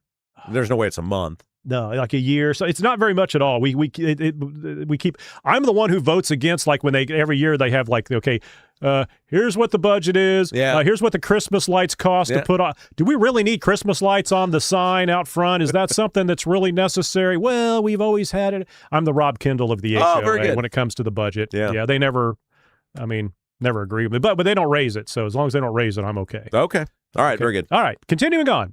Sorry about that detour there. MLM Warriors, before you put the ballot in the clerk.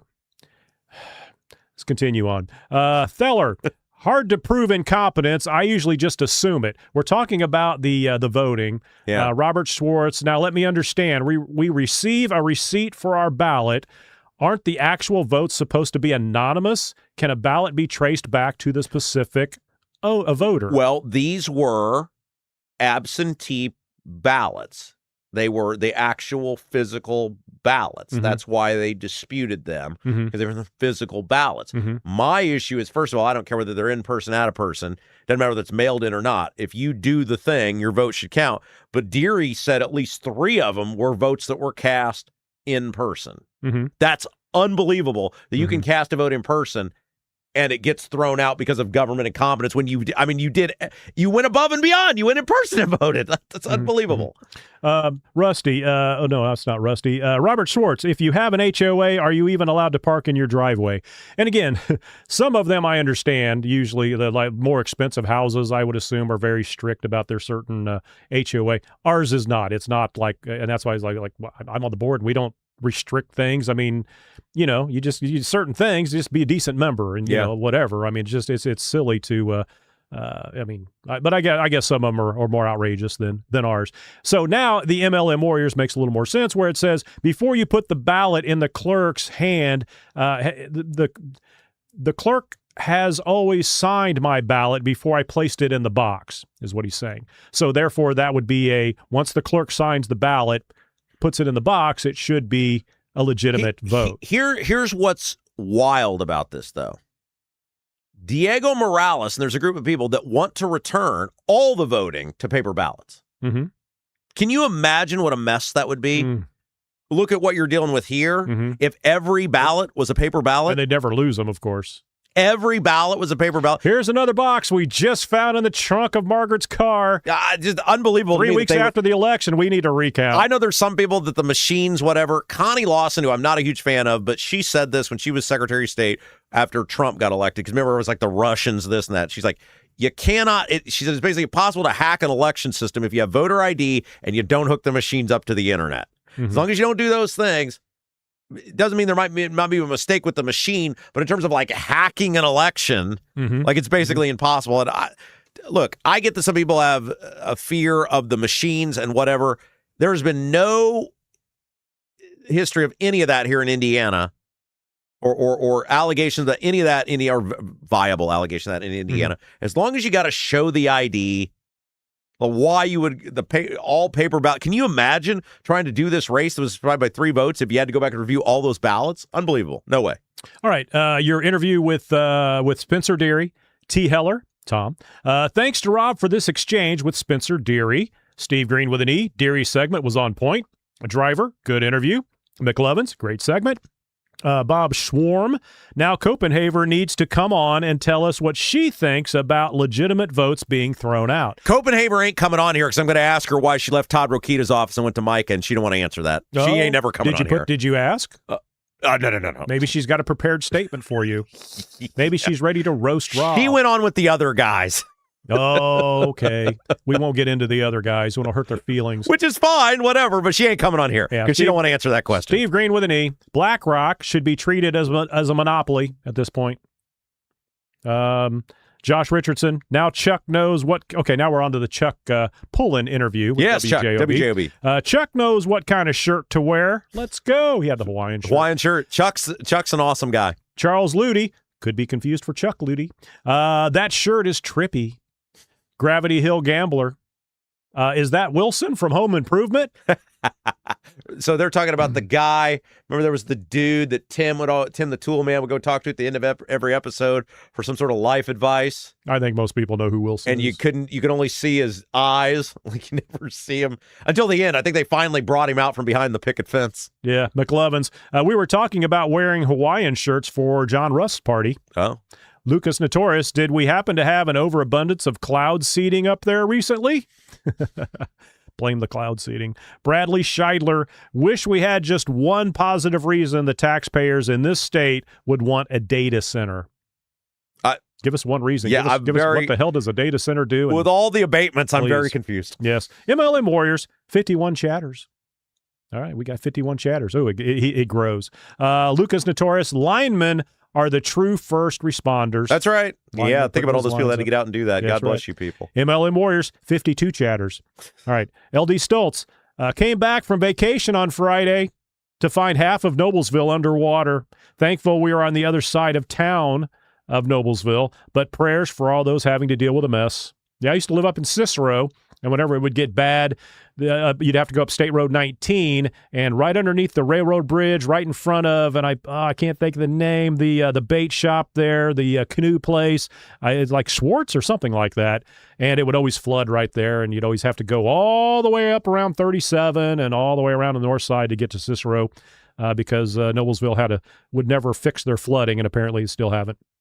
MLM Warriors, 54 chatters. Yeah, great. All right, Charles Ludy. Linemen have such a demanding job, and when power outages happen, they are very underappreciated. That's right. I agree with that. Kevin Branham. There's Kevin. Kevin Branham. Government workers, hit the like button. The Chris Chafin, listening from the Cincinnati airport. Oh, hello. Hello, Chris Chafin. Doing some traveling there. All right, Kevin Branham, thanks to the third hour for John, or thanks for the third hour, John Rust, is what he said. The Chris Chafin, thank you, John. Steve Green with an E, Rust or Bust, thank you. VVGC, I agree, the linemen are true heroes. Josh Richardson, thank you, John Rust. MLM Warriors, at least 55 chatters. Kenneth Egold, thanks, John Rust, for the John Rust extra hour. Rusty B, great interview. MLM Warriors, I need to email Todd Young. Rusty B, thank you, Mr. Rust. Driver, third hour, you know what that means. I sent my RSVP to Mr. Rust. Have you? Driver, thank you, Mr. Rust. Driver also followed by thanks to Black Sheep Plumbing for the chats. MLM Warriors, third hour. Thank you, John Rust. Producer Jason time. Yes, it is. Oh, I'm number 13. I was number 13 in the points there. We'll see if I had 300 points. All right, awesome. Thank you, MLM Warriors, for that update. Rusty B, can't wait for the pipe organ concert. John's going to have a pipe organ concert. You got to be there at 10:30 for the pipe organ concert. MLM Warriors, 56 chatters. Josh Richardson, welcome to all new listeners. Please smash that like button. There we go. Rusty, my yard is nothing but standing in 1 inch water.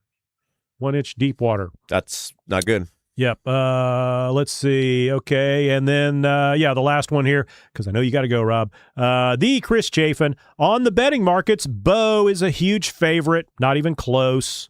That surprises me. Kind of. I would just think people would just assume that the Republicans will steal it with Engling and just add some whatever votes they need, just like the Democrats do nationally. Look, you would think that, right? That it all things being equal, it's a Republican state. He should win, but a lot of unknowns this year. Probably get a better idea come October or something. Whatever. MLM Warriors, at least 56 chatters. There we go. Let's see. We had some good stuff here while I was reading the chats that I neglected to get to, but. Let's go to the points here. Okay, let's see. Did we have? Yeah, we had over 50 chatters. Awesome. I don't know where I was in there, but I know I was holding my. Oh, I'm number 13 out of 50 Lucky plus. 13. There we go. Lucky 300 13. points for producer Jason. So we'll start there. And I guess we have to add Drew because Drew was number 14 behind me with also 300 points. Good job, Drew. All right, number 12, Rock Laws, 325 points. Then we jump up to, this was the weekend, so these points are going to be huge up here, right? 11, Steve Green with an E with 575 points. 700 points for MLM Warriors at number 10. Debbie Holcomb, 900 points at number 9. Number 8 was McLovin's, 1150, 1200 for Driver, 1300 for Farmer Tom, Bartelt Farms, 1375 for Bob Kendall, which is Spray Jockey. He changed his name over the weekend to Bob Kendall in the chat, but I told him that would confuse people. So yeah, don't do that. So okay. We don't want to confuse people who don't know what's going on. Yeah, but for today. Bob's got 1375. Good job, Bob. All right. Chris Chafin, number 4, 1750. Number 3, Kevin Branham, 2675. Wow. Rusty B, Rusted Bolt Garage, formerly Rusted Bolt the Garage. artist formerly known as. 3025 at number 2. Number 1, taking the cake over the weekend, 3,500. Okay, 3,575 points. It's a lot of chatting.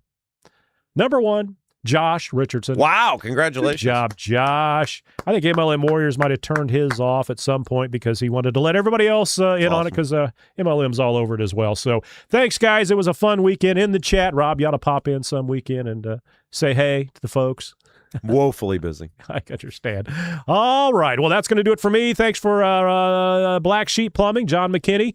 Thanks to John Rust for the third hour. And long week ahead. We'll see you tomorrow. Today's Monday, right? Today is Monday. My HOA meeting's tomorrow, Tuesday. Oh. I was a day ahead. Damn, I was trying to get closer to the weekend for the chat. All right. So long, everybody. And that is going to do it for us today. You guys are awesome. As always, take care of yourselves. Keep an eye on each other. And we will look forward to seeing you guys back here tomorrow morning, 9 until noon. The Rob Kendall Show live on YouTube, then on demand, wherever you get your podcast. Before you leave today, if you haven't done so yet, please hit that little thumbs up button. It really helps us grow the show. For producer Jason, I'm Rob Kendall. You've been watching. You've been listening to Rob Kendall Show.